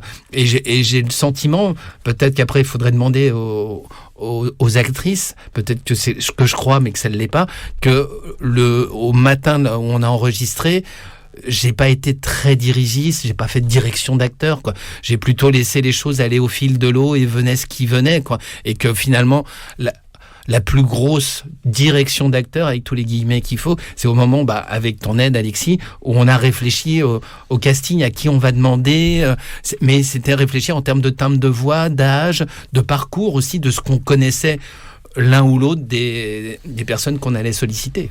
Florentine, toi, tu te rappelles avoir lu le poème était posté sur Facebook à l'époque par Francis, il y a un bout de temps, tu l'avais lu? Même avant, je l'avais entendu pitcher au Piaf. Voilà, sur scène. Il avait déjà plein d'idées, bref. Et je m'étais fait la réflexion, ça c'est typiquement le genre de truc que j'aurais pu faire. Tiens, il n'est pas venu me le proposer. Bien sûr, je lui ai fait la remarque ensuite. Hein. Voilà. Donc il l'avait lu à ce moment-là. Donc je l'avais écouté avant de le lire. En fait, j'avais entendu le poème. Et effectivement, après, j'ai eu l'occasion de le relire. Mais c'est vrai que la première fois, finalement, je l'ai entendu. Ce qui permettait aussi de se projeter. Et d'ailleurs, quand j'ai ensuite travaillé le texte, et je ne l'ai pas beaucoup relu, je l'ai relu une fois ou deux, mais je l'ai laissé beaucoup reposer, et j'ai fait les images sans forcément avoir toujours le texte sous les yeux. C'était important. On ne va pas parler trop de la première partie, parce que ce qui va nous intéresser, c'est à partir du moment où vous rencontrez tous les deux pour faire le film. Donc c'est autre chose. Cette première partie, elle est quand même intéressant parce que tu recherches à un moment donné, ça part sur peut-être plusieurs réalisateurs, réalisatrices, enfin il y a plein de choses. Est-ce que au-delà de ça, est-ce qu'il y a un moment donné de découragement et de se dire non, ça sert à rien, c'est pas grave, c'était sympa l'idée, mais j'y arriverai pas.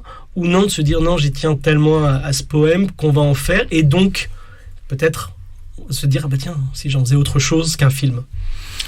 Alors, pour les petits pois, a priori, je devais y tenir, parce que depuis 2016, pour 6 minutes 30, quelque part, je devais y tenir un tout petit peu. En fait, il y a pu y avoir des moments de découragement, parce qu'au point de départ, à chaque fois, c'est un film sans scénario, sans producteur et sans financement, en tout cas dans sa première partie.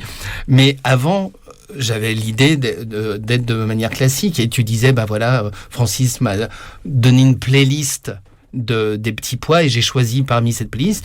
Et au début, et cette playlist, sauf si je m'en rappelle pas, mais je crois que je te l'ai jamais donnée. Hein. Si, je te l'ai donné. J'étais plus sûr. Tous les éléments que tu avais fait avant. J'étais plus sûr. Mais c'est vrai que très vite, après, quand on est parti sur le projet avec Florentine, ça n'existait plus, puisque voyant qu'on était dans un autre contexte, et notamment un contexte où on avait moins de moyens, et où on pouvait malheureusement pas payer les gens qui travaillaient, il n'était pas en plus question de rajouter des postes, quoi. Et donc de travailler de nouveau avec une compositrice, avec Sabrina Duval, avec qui j'avais bossé sur Cours de récré. Donc c'est vrai que il y avait dans un premier temps, il y a eu une manière très différente de travailler. Il y a eu 2 rencontres avec des producteurs, des sociétés de production. Une, on n'a pas été jusqu'au bout, mais on a eu, à mon sens, 2 belles séances de travail, et notamment une qui a été merveilleuse parce que il fallait choisir à l'époque. Au début, le poème avait 2 fins. Une fin un petit peu drôle et puis une fin triste un peu. Et en fait, la fin drôle, elle était très courte. Et c'est ce qu'on vient d'entendre dans la bande-son. C'est le début du film, en fait. Et il fallait choisir. La demande qui était faite, c'est choisir une des 2. Et moi, j'arrivais pas à choisir. Et il y a une personne qui était là à cette réunion de travail qui a dit mais peut-être que la deuxième fin, voyant que c'était un peu compliqué, on pourrait la mettre au début. Et comme ça introduirait le film. En plus, elle se justifie pleinement par rapport à ce qui est dit après. Et c'était une idée absolument fabuleuse, quoi. Et puis, il y a une deuxième expérience avec un producteur qui, là, s'est pas faite et qui s'est finie plus, on dira, indélicatement, à mon sens. Voilà, et effectivement, là, je me suis dit, j'en ai marre des producteurs. J'avoue, je le dis à l'antenne, c'est pas bien, mais tant pis. Et puis, il y a quand même un producteur qui m'a dit, je vais pas te produire, mais on peut se voir pour en parler. Donc, on s'est vu, donc c'est Emmanuel Alain-Rénal. Et Emmanuel me dit, mais qu'est-ce qu'il y a au début du film, quoi? Je lui dis, c'est le poème. Peut-être qu'il faut revenir au poème. Et je me suis dit, oui, il a raison, on va revenir au poème, et donc on va faire à l'envers, et on va enregistrer le poème. Et donc, du coup, il y avait cette énergie par rapport à ça. Même si après qu'on commence à bosser avec Florentine, il s'est passé du temps, et donc on avait juste une dramatique radiophonique. On va parler de cette histoire de feuilleton, pas de feuilleton, excusez-moi, mais en tout cas, voilà, d'enregistrement audio. Voilà, c'est vrai que ça pourrait faire un feuilleton. On va faire une petite pause musicale. On a décidé de faire une émission aussi un petit peu plus aérée aujourd'hui, et c'est Antoine qui va voir plein de concerts et plein de spectacles et qui nous propose Quai Tempeste. J'ai choisi d'abord. Ok. J'attendais juste que tu me dises ce qu'on allait écouter. Je sais, c'est un peu toujours le... c'est quand on crée, il y a des artistes qu'on aime et qui nous font vibrer, mais il y a aussi des artistes avec lesquels on connecte vraiment. Enfin, il y a cette espèce de moment un peu magique où on se dit... en fait, la personne, elle est en train de faire exactement ce que j'ai envie de faire, et ça, disons que ça résonne énormément avec ce que je fabrique, pas que ce que j'aime. Et c'est le cas de Quai Tempeste, dont j'ai déjà passé un morceau ici. Et voilà, je l'ai vu récemment sur la scène de la Cigale.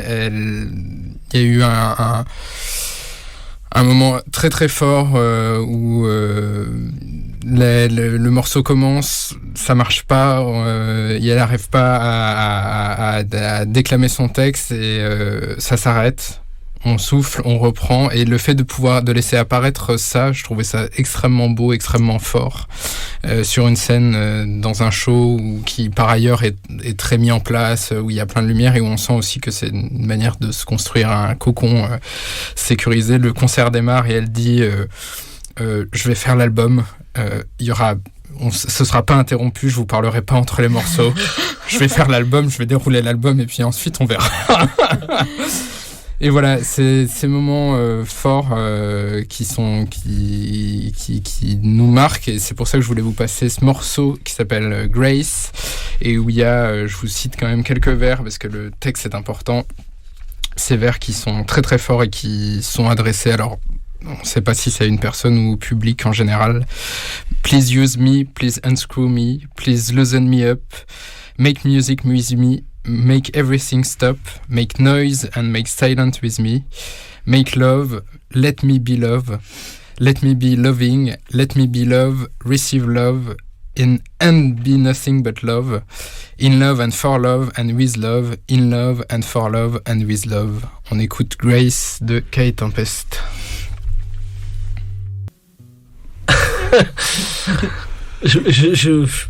Je pense qu'il faudrait faire l'inverse, mais Nicolas ne le fait surtout pas. Il faudrait mettre les micros allumés pendant les trucs, mais surtout ne le fait pas. Mais voilà, donc Bulle de rêve, évidemment, l'émission où voilà, on dit tout de toute façon, mais pas complètement. Mais on dira. Je me plaignais comme ça. Je dirais pas à mes petits camarades s'ils veulent le dire. Je me plaignais un peu, en effet, de la sélection de Clermont-Ferrand. Donc. Non, on vient d'entendre, et pourtant, on aurait pu plutôt avoir Kay Tempest et avoir la douceur de la voix de Kay Tempest et cet accent que moi j'adore. Donc voilà.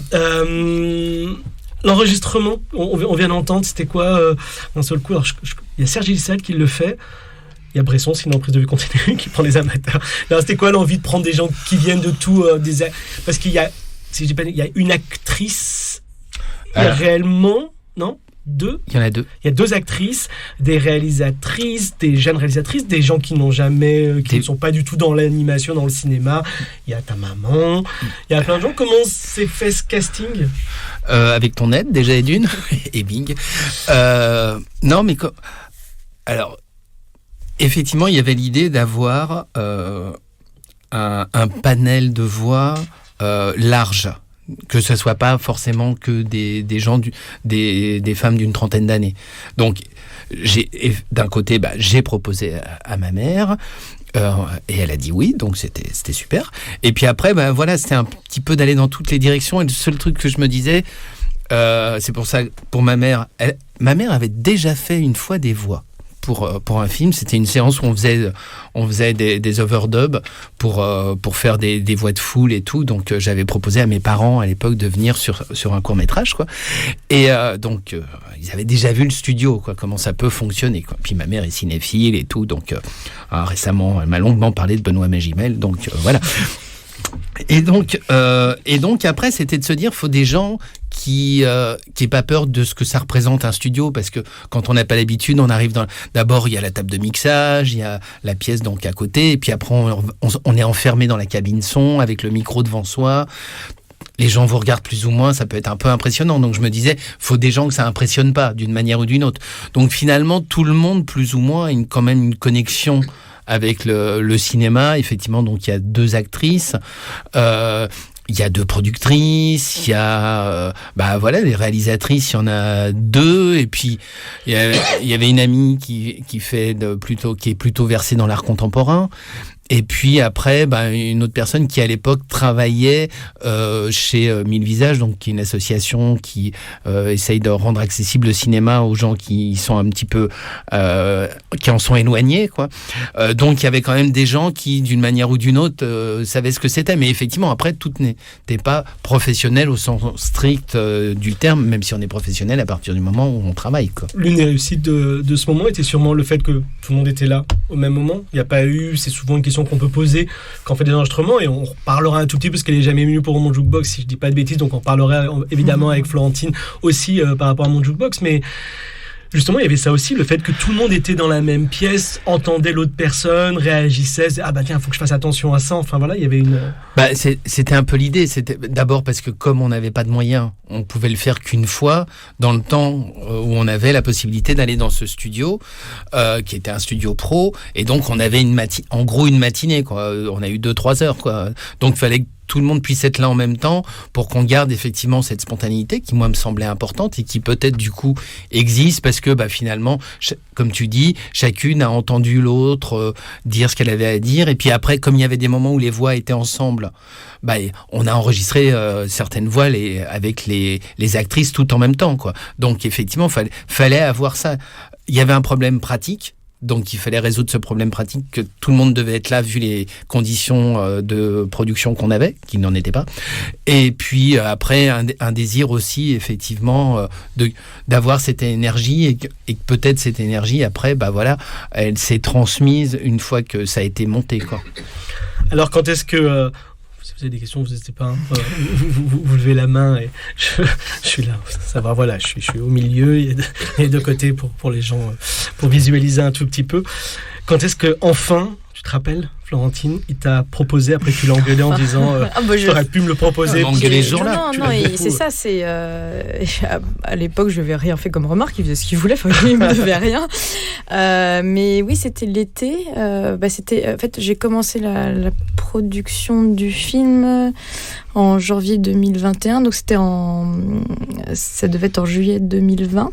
Si je ne me trompe pas. Tu l'as vu désespéré sur un banc. Non, il m'a appelé, je me souviens, il m'a appelé, oui, ça devait être en juillet pour me proposer, pour me raconter le projet comme si je le connaissais pas, alors que en fait, j'étais en train de sourire en disant ouais, je le connais très bien ton projet, Francis. Et donc c'est là où je lui ai dit oui, je t'ai vu, puis je sais, et moi ça m'intéresse parce que donc je venais effectivement de sortir de mon jukebox qui avait été assez long et j'avais déjà, mon prochain projet, ce serait un projet sur l'écran d'épingle, entre autres, je pense que j'en ferai d'autres en parallèle, mais en tout cas, avant de me replonger dans un gros projet avec production qui va durer assez longtemps, comme j'ai pu le faire auparavant, je voulais faire, j'avais besoin d'animer, de faire quelque chose de plus rapide et sans forcément avoir envie d'écrire, et donc ça tombait à pic que finalement on me propose un texte et que je puisse justement directement faire des images, animer et aussi d'essayer une co-réalisation. Alors Francis au début voulait me donner le texte et me laisser faire et n'avait pas forcément parlé de co-réalisation, et c'était mon souhait de vraiment avoir des retours et de l'inclure plus et de lui demander plus qu'est-ce que tu as voulu dire, de pas être totalement libre et d'avoir un contrepoint, parce que c'est ce qui permet d'aller plus loin, de tester des choses et de faire de faire une expérience que je n'avais pas tentée auparavant. Et est-ce que c'était pour toi être libéré aussi de quelque chose? C'est un texte qui t'appartient pas pour une première fois, parce que même si les films que tu as fait plus expérimentaux viennent de toi, évidemment tes deux films, les deux films professionnels on va dire, mais même ce que tu as fait avant de toi viennent des textes ou viennent de choses en plus souvent quasiment tout le temps personnel, on va dire. Là, c'était bien d'avoir quelqu'un et de se reposer, de se dire j'ai quasiment entre guillemets que le visuel à faire et justement je veux pas... Oui, moi texte, oui, voilà. Après, c'était toujours personnel parce que j'ai toujours mes thématiques et que je me le réapproprie. Mais oui, ça m'intéressait de savoir. Je lui ai posé le même genre de questions. Qu'est-ce qui t'a fait écrire? Qu'est-ce que tu voulais dire? Qu'est-ce que c'est? J'ai cherché un peu. Alors même si on peut toujours se dire, effectivement, le spectateur ensuite le reçoit d'une certaine façon. Mais moi, j'avais besoin d'avoir des intentions, de pouvoir me réinvestir dedans. Donc effectivement, je lui ai demandé de m'envoyer tout ce qu'il avait fait jusqu'à maintenant pour m'imprégner un peu, je l'ai un peu questionné, j'ai un peu poussé et je lui ai dit oui, ça serait bien que tu... je vais pas juste faire des images sur ton texte, on fait un film ensemble. Et c'est ça qui m'intéressait. Et donc effectivement, il me l'a proposé en juillet, mais le temps... par ailleurs, à côté, je suis enseignante et c'est toujours très prenant en fait la période de septembre à décembre, de la rentrée. En fait, j'arrive jamais à avoir du temps malheureusement. Donc ce n'est qu'en janvier ensuite 2021 que j'ai commencé à pouvoir avoir des demi-journées par-ci par-là pour commencer à faire les images. Et donc je voulais que ça dure je m'étais dit je vais le faire sur une année. Puis finalement ça a un peu dépassé.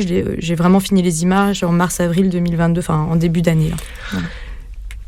Ça paraît une évidence maintenant, mais peut-être maintenant aussi parce qu'on voit les images de Florentine, que Florentine est une bonne personne pour adapter les petits pois, en tout cas mettre en image les petits pois. Il y a en effet ces thématiques, on est dans une sensualité, il y a le rapport au corps, le rapport à l'organique même, puisqu'il y a l'idée de cuisine évidemment, comme on peut dire avec les petits pois, donc il y a plein de choses qui... Pourquoi tu as mis autant de temps à penser à Florentine? C'est pas gentil ça. Non. On est dans une émission de radio. Non, mais parce que question. Il y avait d'autres idées avant, quoi.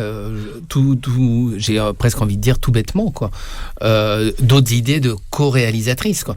Et que c'est pour ça que je suis allé. Et puis au départ, la première expérience, en tout cas la première idée. Quand on a travaillé avec la première production, c'était d'inverser, puisque là on a 10 voix et une réalisatrice. On avait une voix et 10 réalisateurs ou réalisatrices, quoi. Donc on était dans une démarche très différente. Et après, en fait, quand cette proposition s'est arrêtée, n'a pas pu se faire, je suis reparti effectivement sur l'idée d'une seule. Et j'ai pas pensé à Florentine tout de suite, je reconnais, hein, mais il y avait pas de volonté ou quoi que ce soit, quoi. Et que c'est peut-être venu après de me dire, mais effectivement sur quelqu'un qui est prêt à faire des films comme ça dans des conditions un peu alternatives, j'en connais pas tant que ça autour de moi. Hein, et que évidemment, et puis sur la sensualité, bah oui, je connaissais des films comme Pixel Joy qui moi m'avaient quand même pas mal marqué. Je me disais, bah oui, il y a quelque chose, il y a des choses qui peuvent se croiser, en tout cas. Non, mais ce que vous avez pris pour une question méchante, évidemment, ne l'était pas fondamentalement. L'idée, c'était en effet, est-ce que c'est pas compliqué aussi de proposer à quelqu'un de professionnel, même déjà non professionnel, c'est compliqué, sans argent, sans rien, de dire, ben voilà, tu vas investir de ton temps. Je pense qu'à chaque fois sur ce film-là, enfin, puisque moi je suis dans ce cas-là, hein, dessinant pas et n'animant pas, évidemment tout ce que je fais en animation, c'est toujours une proposition à quelqu'un. Et pour cours de récré, c'était pareil. Hein. Sauf que effectivement, là aussi, tu m'avais aidé au début de cours de récré, parce que moi je me disais, je peux pas aller vers des gens qui sont déjà des réalisateurs ou des réalisatrices reconnus, parce qu'ils ont leur univers, parce qu'ils ont leur projet. Donc moi je vais arriver, ils vont me dire, bah je suis désolé, mais j'ai pas le temps, je t'aime bien, mais j'ai pas le temps, quoi. Donc aller vers des gens qui sortent de l'école, en sortant de l'école justement, et donc voir avec eux ce qui est possible. Et là c'était différent parce que c'était plus la même démarche, et que voilà, Florentine, elle a aussi son univers, elle avait déjà des films conséquents aussi dans sa filmo, et donc le temps d'aller jusqu'à elle est passé avant peut-être par d'autres idées, voilà. Ouais, j'aime bien quand je sens Antoine bouger un tout petit peu, je me dis tiens, est-ce qu'il y a une question ? Vas-y. Non, je me demandais, Florentine, tu disais que tu avais demandé des éléments, est-ce que vous avez discuté aussi de ce que vous alliez mettre à l'image ensemble, ou c'est quelque chose que tu as gardé complètement pour toi Alors, donc j'avais demandé les éléments pour voir un peu les idées qu'il y avait. Francis, il m'avait parlé d'abstraction.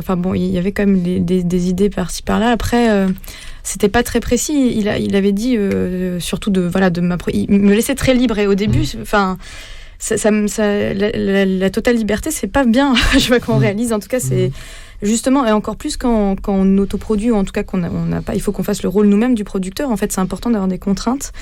Donc, c'est vrai que j'avais noté quelques mots, le fait que ce soit ludique. Enfin, il y avait pas mal de choses que j'avais notées. Donc j'avais un carnet dans lequel j'ai pas fait de storyboard, mais je notais des cadrages, des idées, etc.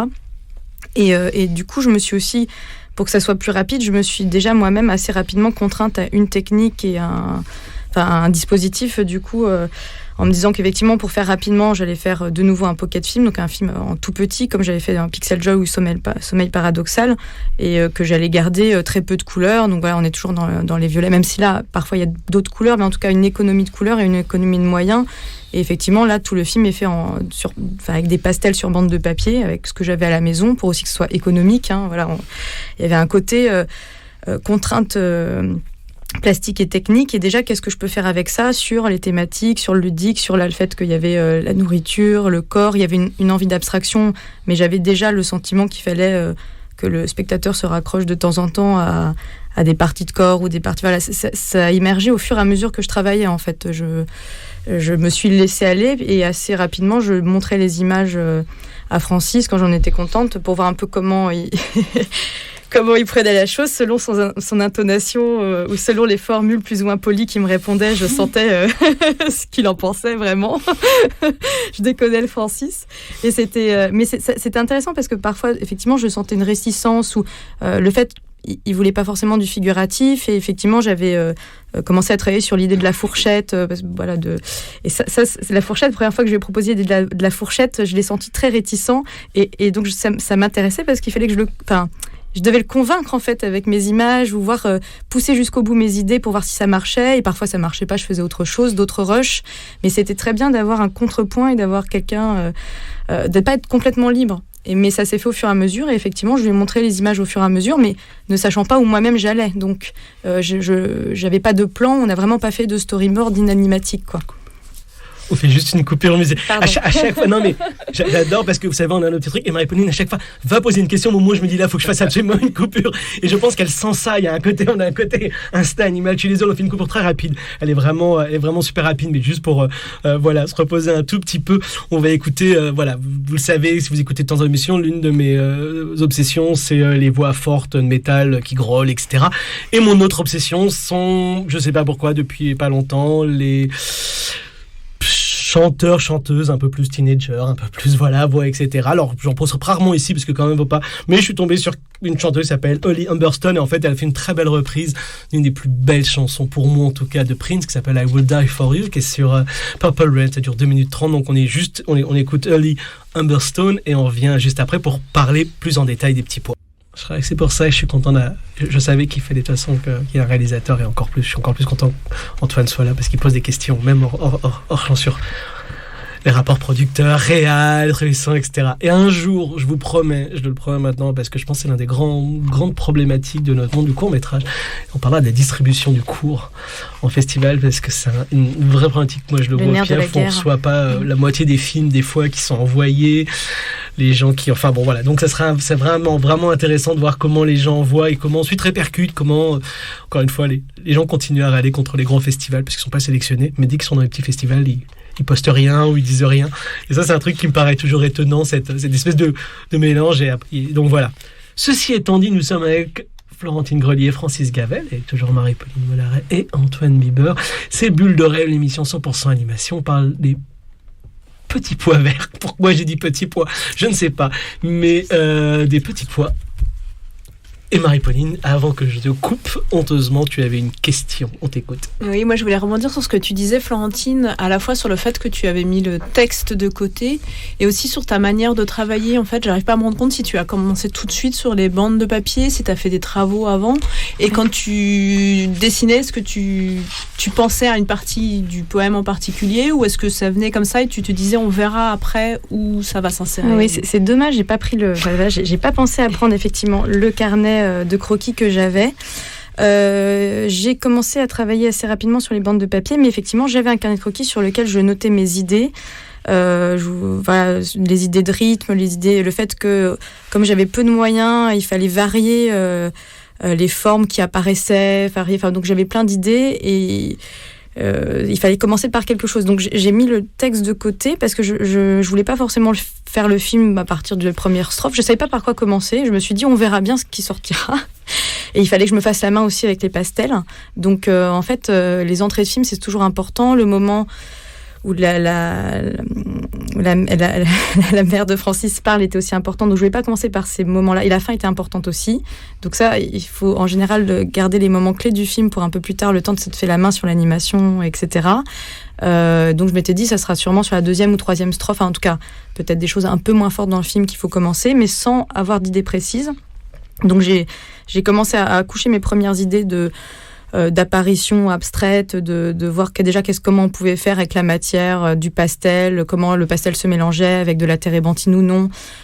Donc en sachant que je récupérais donc des chutes de papier chez un imprimeur, donc voilà, je récupérais ces chutes de papier qui me faisaient des bandes et qui avaient des grains aussi différents. Donc par exemple, je me suis dit, je vais garder un grain de papier par strophe. Enfin, il fallait que je trouve des processus.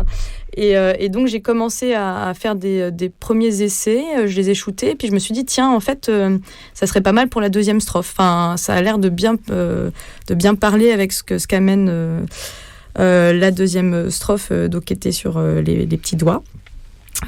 Voilà. Et donc je me suis dit tiens ça dialogue bien avec la 2e strophe, donc il y a l'image du doigt, donc ça serait pas mal qu'on ait cette image du doigt qui soit en arrière-fond, qui vienne, qui reparte, et donc je pouvais intercaler ces bandes, je pouvais faire 5 images par bande. Voilà, je sais pas si c'est très indicatif pour les gens mais en tout cas c'était des bandes de 5 images, et donc je pouvais intercaler des images, enfin des bandes dans mes bandes en fait, ça se construisait au fur et à mesure. Je me disais tiens dans ce passage-là, ça va un peu trop vite. Puis là, il y a cette phrase-là qui vient. Donc, peut-être qu'on pourrait avoir un temps où on est un peu plus dans la matière. Puis après, hop, un doigt apparaît. Puis après, on repart dans autre chose. On a, on avait l'image du petit pois qui effectivement, en tout cas, n'est pas vert dans le début du poème, avec cette volonté justement de travailler sur les couleurs. Et donc, j'ai travaillé autour du rond. J'ai travaillé avec des choses qui, au début, étaient des images assez instinctives et peut-être moins intéressantes. Donc j'ai commencé, dans la deuxième strophe, ça a été un peu les premières images qu'on a avant d'aller chercher plus loin. Donc ok, on a les doigts, on a un point, mais où est-ce qu'on peut aller plus loin? Tiens, les poids, finalement, à quoi ça ressemble en vrai? Donc j'ai fait des croquis de recherche, en fait. Et voilà, je me suis dit, oui, en fait, quand on écosse les pois, en fait, c'est hyper érotique. C'est l'écosse, tout ça. En fait, en cherchant, en fait, c'est venu l'image, de la cosse, des doigts qui écossent, etc.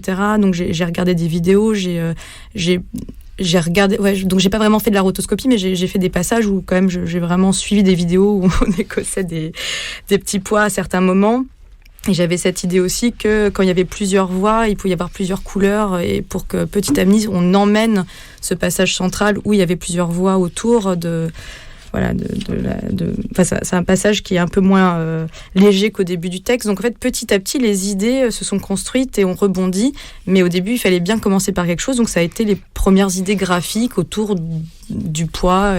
Et donc c'était cette deuxième strophe. Et après, petit à petit, j'ai fait la première strophe, puis après la troisième, puis après... c'est très bien d'être libre et de pas dépendre d'un processus de fabrication unique, puisque c'est ce que je disais, c'est une autoproduction, mais j'avais la chance d'être liée à Novanima, donc avec qui j'avais fait mon précédent film et où j'avais laissé une partie de mon matériel, mon banc-titre, à la prod. D'autres réalisateurs d'ailleurs, réalisatrices s'en servaient. Et il était libre à ce moment-là, donc j'avais la possibilité d'aller travailler ailleurs que chez moi sur du matériel, ce qui était super, déjà, un endroit où travailler. Et à un moment donné, le banc-titre a été pris par une autre réalisatrice. Isis Le Terrier faisait son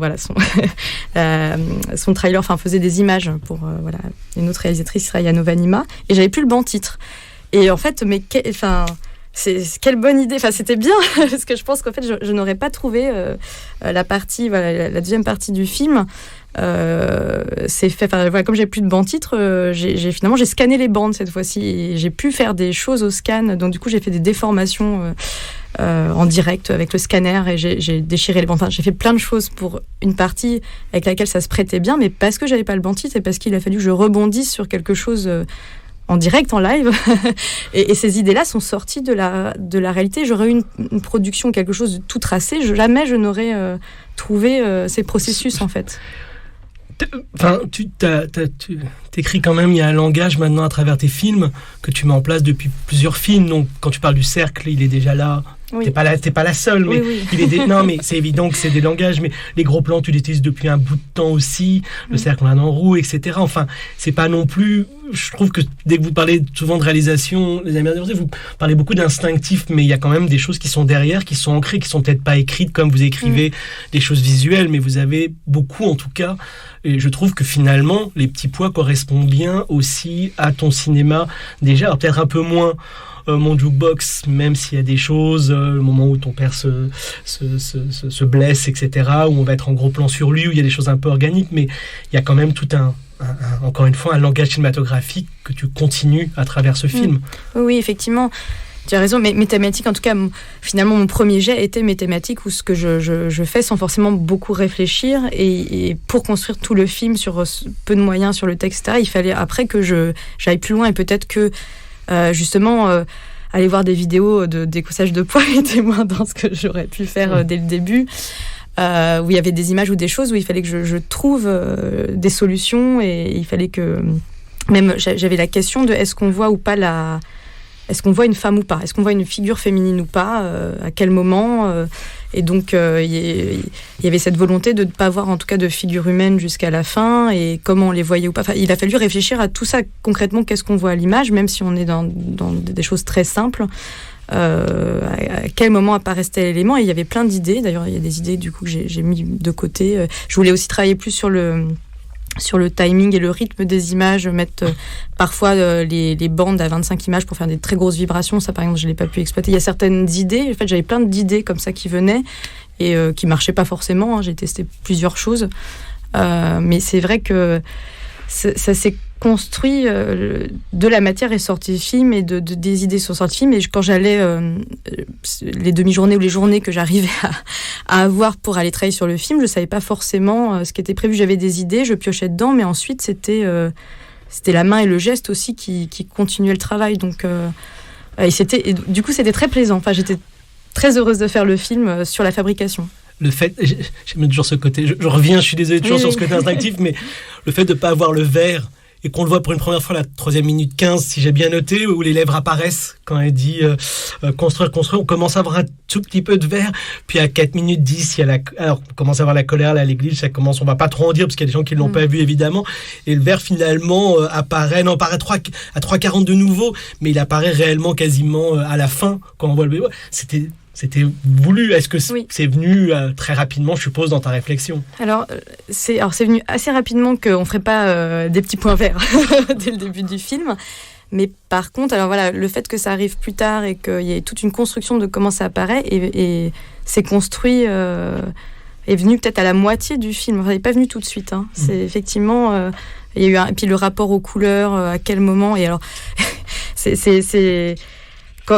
finalement, cette partie centrale du film, avec la voix de la maman de Francis, je ne pouvais pas aller au studio puisque j'avais le Covid. Donc, j'étais chez moi sans rien, sans bandite ni rien. Et donc, en fait, j'ai fait... pendant une semaine, j'ai fait les bandes chez moi sans aucun... avec ce que je pouvais. Avec Aidan, qui était avec moi aussi d'ailleurs, malade. Donc ton fils, tout le monde est pas. Oui, pardon, excusez-moi, mon fils. Non, juste pour que les gens comprennent. Oui. Parce que...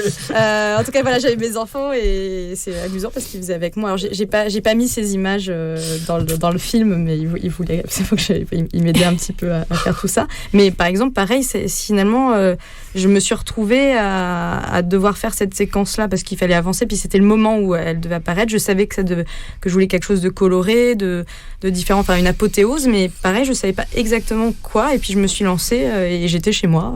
Et c'est tombé comme ça. Et ce qui est sorti de cette de cette séquence n'était pas prévisible. Tout était en germe, effectivement, tout était déjà là, mais je n'aurais pas pu faire un storyboard ou une animatique qui l'aurait montré comme ça, en fait.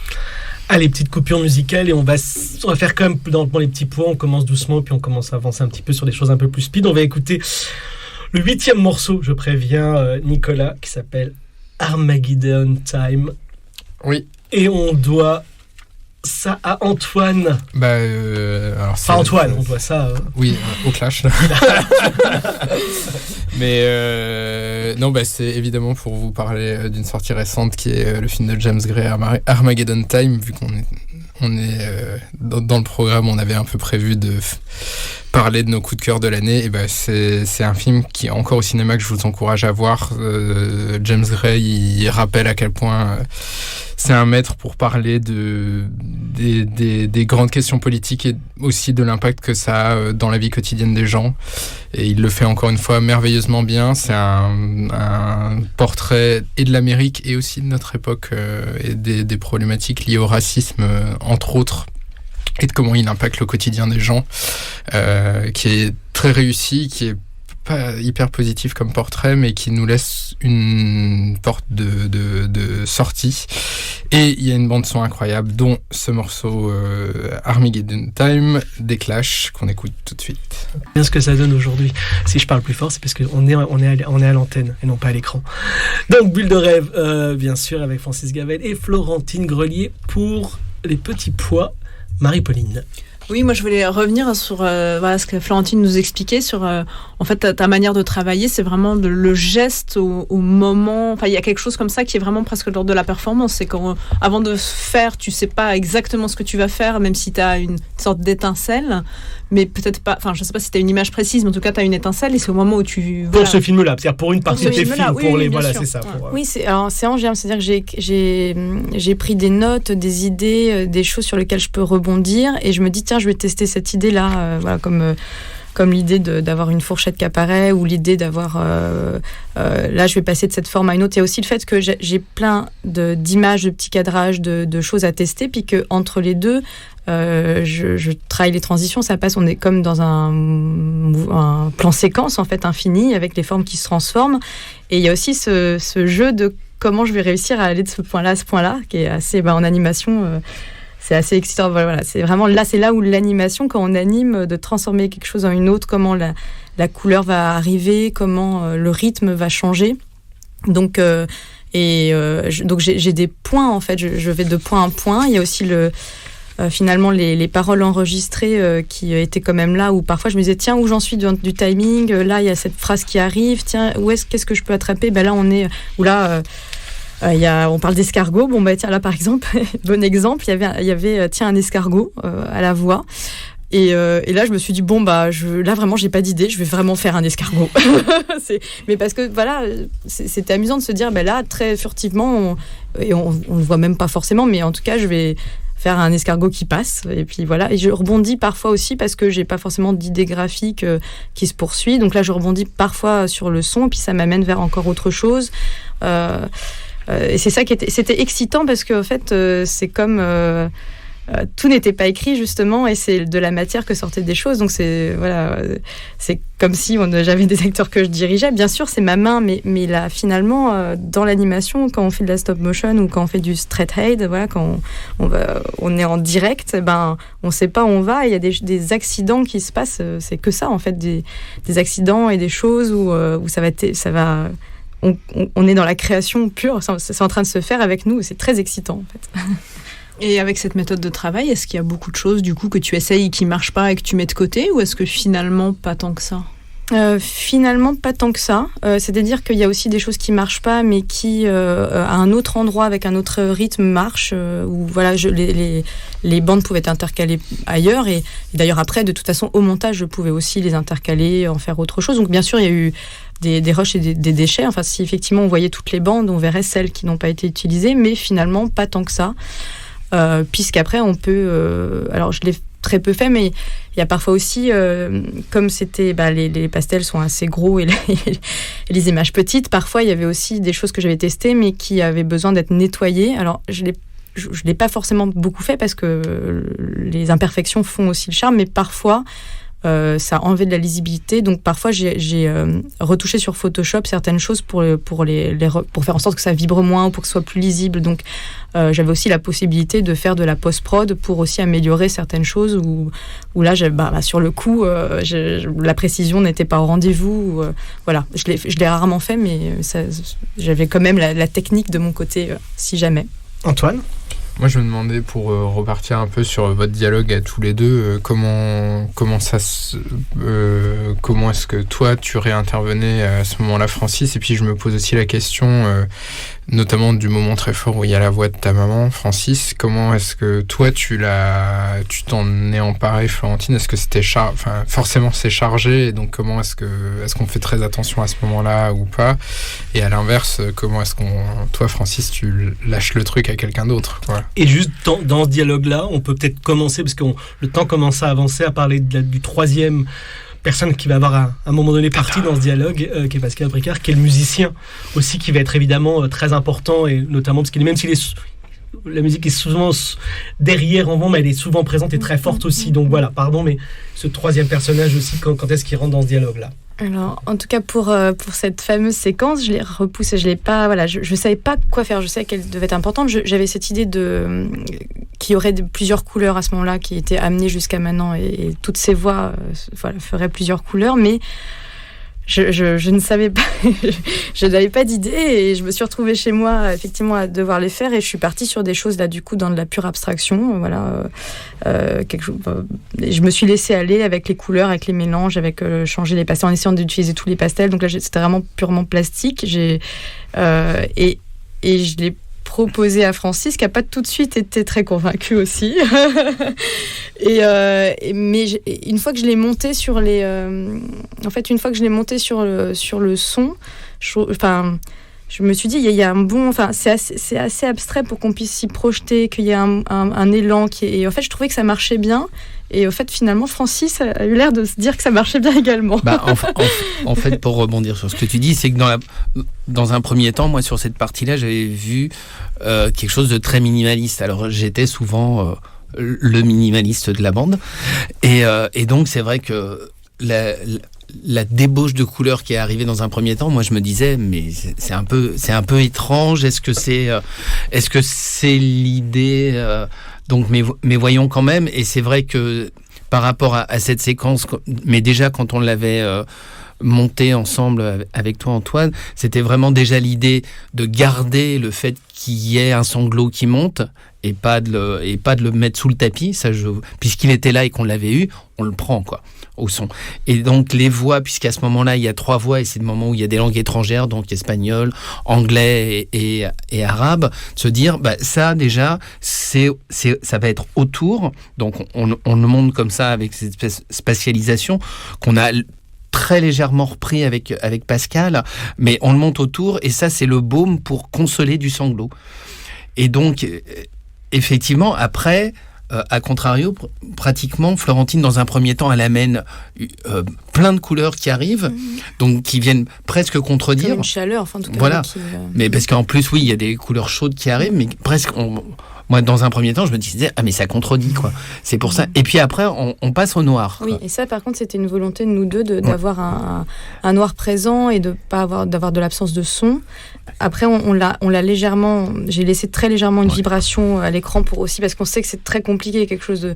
un noir à l'écran sans son, à quel point on cassait. Donc, on a très légèrement mis une vibration qui permettait d'avoir une rupture, mais en gardant toujours il y avait toujours très léger à l'image. Mais comme moi je restais sur une expérience un peu compliquée de l'absence d'image et de son dans cours de récré, mais là avec une image blanche et pas de son non plus, donc c'est vrai que sur le coup en plus j'étais presque à me dire non mais mets moins de secondes sur le noir. Moi je voulais en mettre plus. et donc finalement là aussi on a mais trouvé un compromis. Et puis après avec d'un seul coup ces 2 impacts, ces 2 flashs de lumière qui arrivent et finalement c'était super parce que finalement si on prend le truc c'est presque comme ce noir finalement c'est la mort et puis à ce moment-là quand même le texte évoque un peu ça et puis d'un seul coup juste avant que la voix d'après arrive en venant contredire ce qui vient d'être dit il y a ces 2 flashs comme si on était dans un tunnel. C'est un peu comme Paco Rabanne qui avait la lumière au bout du tunnel quoi. Il faut y aller, il faut pas avoir peur. Comment détruire son propre discours en 10 secondes. Et Pascal, ça me paraissait intéressant que en plus des voix, il y ait un sound design ou quelque chose qui vienne faire contrepoint parce que moi j'avais beaucoup travaillé à juste les voix, mais au montage je sentais que il fallait accompagner, qu'il y avait quelque chose aussi à créer puisqu'on avait commencé à se dire on va mettre le texte, mais du coup cet espace de texte il pourrait y avoir une autre couche de son qui nous raconte encore autre chose, qui complète. Francis n'était pas dans cette idée-là, puis finalement c'est lui. Je l'ai laissé travailler avec Pascal pour pouvoir créer, pour qu'ils apportent quelque chose en plus et qu'ils créent quelque chose et que Francis puisse s'investir dans cette partie-là et ça s'est très bien passé. Alors là, minimaliste back again, puisque j'ai commencé par dire à Pascal, non mais au départ je voulais pas qu'il y ait d'autres sons, donc il doit pas y avoir grand-chose quoi. Il faut vraiment y aller à l'économie, tout ça. Et puis il y a des passages où il y aura pas de son, quoi. Donc justement, le passage avec le sanglot et tout ça, où là, d'un seul coup, c'est se dire, effectivement, il y a que la voix principale et les 3 voix accompagnatrices. Et donc dedans, il y a des moments, effectivement, il y a l'animation continue à se dérouler, il n'y a pas de son derrière, rien, même pas un son d'ambiance ou un son seul qui aurait juste la présence de la pièce. Non, mais c'est ça que je veux dire. Quoi. Mais, oui. On pourrait avoir ce son-là qui est pas une son, mais qui est une onde, quoi, en fait. Et donc Pascal, très vite, ce qui était génial avec Pascal, c'est qu'il a vu le truc arriver. Non, mais je l'avais prévenu un peu avant. Voilà, il se connaissait. Il a travaillé avec lui de toute façon. Donc, il se connaissait déjà. Par hasard. Mais donc effectivement, il a dit mais ok et tout et allons-y. Et en même temps, après, quand on a eu les séances de travail, d'abord moi, dès que je suis en train de m'occuper du son, à mon avis, c'est mon élément. Et même si demain j'en fais un en prise de vue continue, déjà je sais pas où mettre la caméra, donc elle sera fixe. Et on travaillera sur le son. Et donc du coup là on était dans un laboratoire, quoi. Et Pascal avait plein d'idées, et c'était génial parce qu'on rebondissait sur les idées qu'on pouvait avoir. Après, on livrait ça à Florentine qui disait non mais là au début moi je veux que ça soit plus organique. J'ai quand même fait quelques retours. Parce que nous on était partis finalement. Alors ça s'est gardé un petit peu, mais en mêlant aussi ce que Florentine demandait, quoi. Parce qu'on était partis finalement à être très descriptif sur le son, quoi. Finalement, comme si on allait avoir là que ça soit descriptif au son, là où finalement il y avait eu cette volonté d'abstraction à l'image. Et en fait, au son aussi, c'est un petit peu. C'est intérieur. Enfin, il y a quand même cette idée d'intérieur, quoi. Enfin, et de dialogue permanent. Oui. Mais permanent entre vous, c'est-à-dire d'un seul coup, tiens, je peux être influencé par ce qu'on va m'envoyer, et vous aussi, c'est-à-dire qu'il y avait d'un seul coup des deux côtés. Oui, parce qu'on lui a renvoyé effectivement ce qu'on faisait avec Pascal, et puis tous ces passages dont on n'a pas encore parlé où le texte apparaît à l'écran, donc en redondance, on peut dire, du texte entendu auparavant, où Pascal du coup pouvait développer la masse sonore, et où à chaque fois il y avait une espèce d'idée narrative, quoi, qui venait, et où en fait, puisque l'idée ça avait été de dire il n'y a pas de musique. En fait, il n'y a pas vraiment de musique. Il y a des vibrations parfois qu'on entend. Il y a des sons qui peuvent faire penser à des guitares saturées qui arrivent de temps en temps pendant le film, ou à une note en dessous. Et puis, il y a cette espèce de transe à la fin, mais qui part au point de départ juste d'un son qu'on avait trouvé. On se disait, c'est super au début. Et puis Florentine a dit, c'est pas mal, mais c'est pas assez organique, c'est trop narratif, tout ça, d'accord. Et qui est un couvercle sur une cocotte minute qui vibre à cause de la vapeur. Et nous, on trouvait que ça faisait gamelan tibétain, quoi. Et donc se dire la cuisine, enfin il y a toujours une cohérence de toute façon fond-forme, je trouve, qui est importante même au niveau du son, quoi. Et donc de se dire finalement peut-être qu'on pourra en faire une espèce de transe à la fin, où en plus d'un seul coup il y a enfin des images du couple, des images fixes qui viennent s'intercaler avec les cartons de générique, et donc de se dire on peut créer une troisième dynamique du récit. Il y a le tout début où il y a rien, il y a juste la voix de Pauline Cassan. On installe, et après il y a tout le film qui se développe avec deux parties, et à la fin on peut redévelopper, parce qu'elle a eu cette idée des images fixes, on peut redévelopper une troisième partie et une troisième narration, quoi. Alors, on est très technique pour les gens qui n'ont pas vu le film, mais bon voilà, comme ça vous donnera, restez plus dans plutôt les sujets et choses comme ça, mais c'est intéressant d'avoir. J'espère que si vous l'avez pas découvert au Forum des Images, vous aurez d'autres occasions de le découvrir. Je sais pas trop ce qu'on fait, 51, on est un peu en retard. On peut dire qu'on peut le découvrir au Piaf. On enchaîne directement, oui, je me dis, est-ce qu'on fait une pause en se disant que si l'émission d'après arrive, il n'y a pas d'émission après ? Eh ben écoute, prenons la pause 9 et on va voir. Alors merci. Est-ce qu'on prend est-ce que tu peux rester un petit peu, Nicolas ? On peut se faire bien. Écoute, alors merci beaucoup. S'il n'y a pas d'autre émission après, je te propose qu'on revienne sur le set Bloomy 3 minutes 24 qui nous est proposé par Marie-Pauline. Oui, on va écouter Bloomy, alias Emma Broughton, qui est connue pour des collaborations notamment avec Bon Iver ou encore Oruni. Elle avait sorti un premier EP en 2021 qui s'appelait I Know About You, qui était hyper impressionnant, que j'ai beaucoup écouté. Et là, cette année, il y a à peine un mois, en novembre, elle nous a sorti There Is No End in Me, qui est un 5 titres à nouveau. Donc elle continue son projet solo de pop indépendante, où elle pose sa voix en toute liberté. Et nous allons écouter le titre Everybody Heals. Donc, Bulle de rêve, sur Radio Libertaire. Bloomy, Everyone Heals. Tout le monde est sur son portable, bravo. Et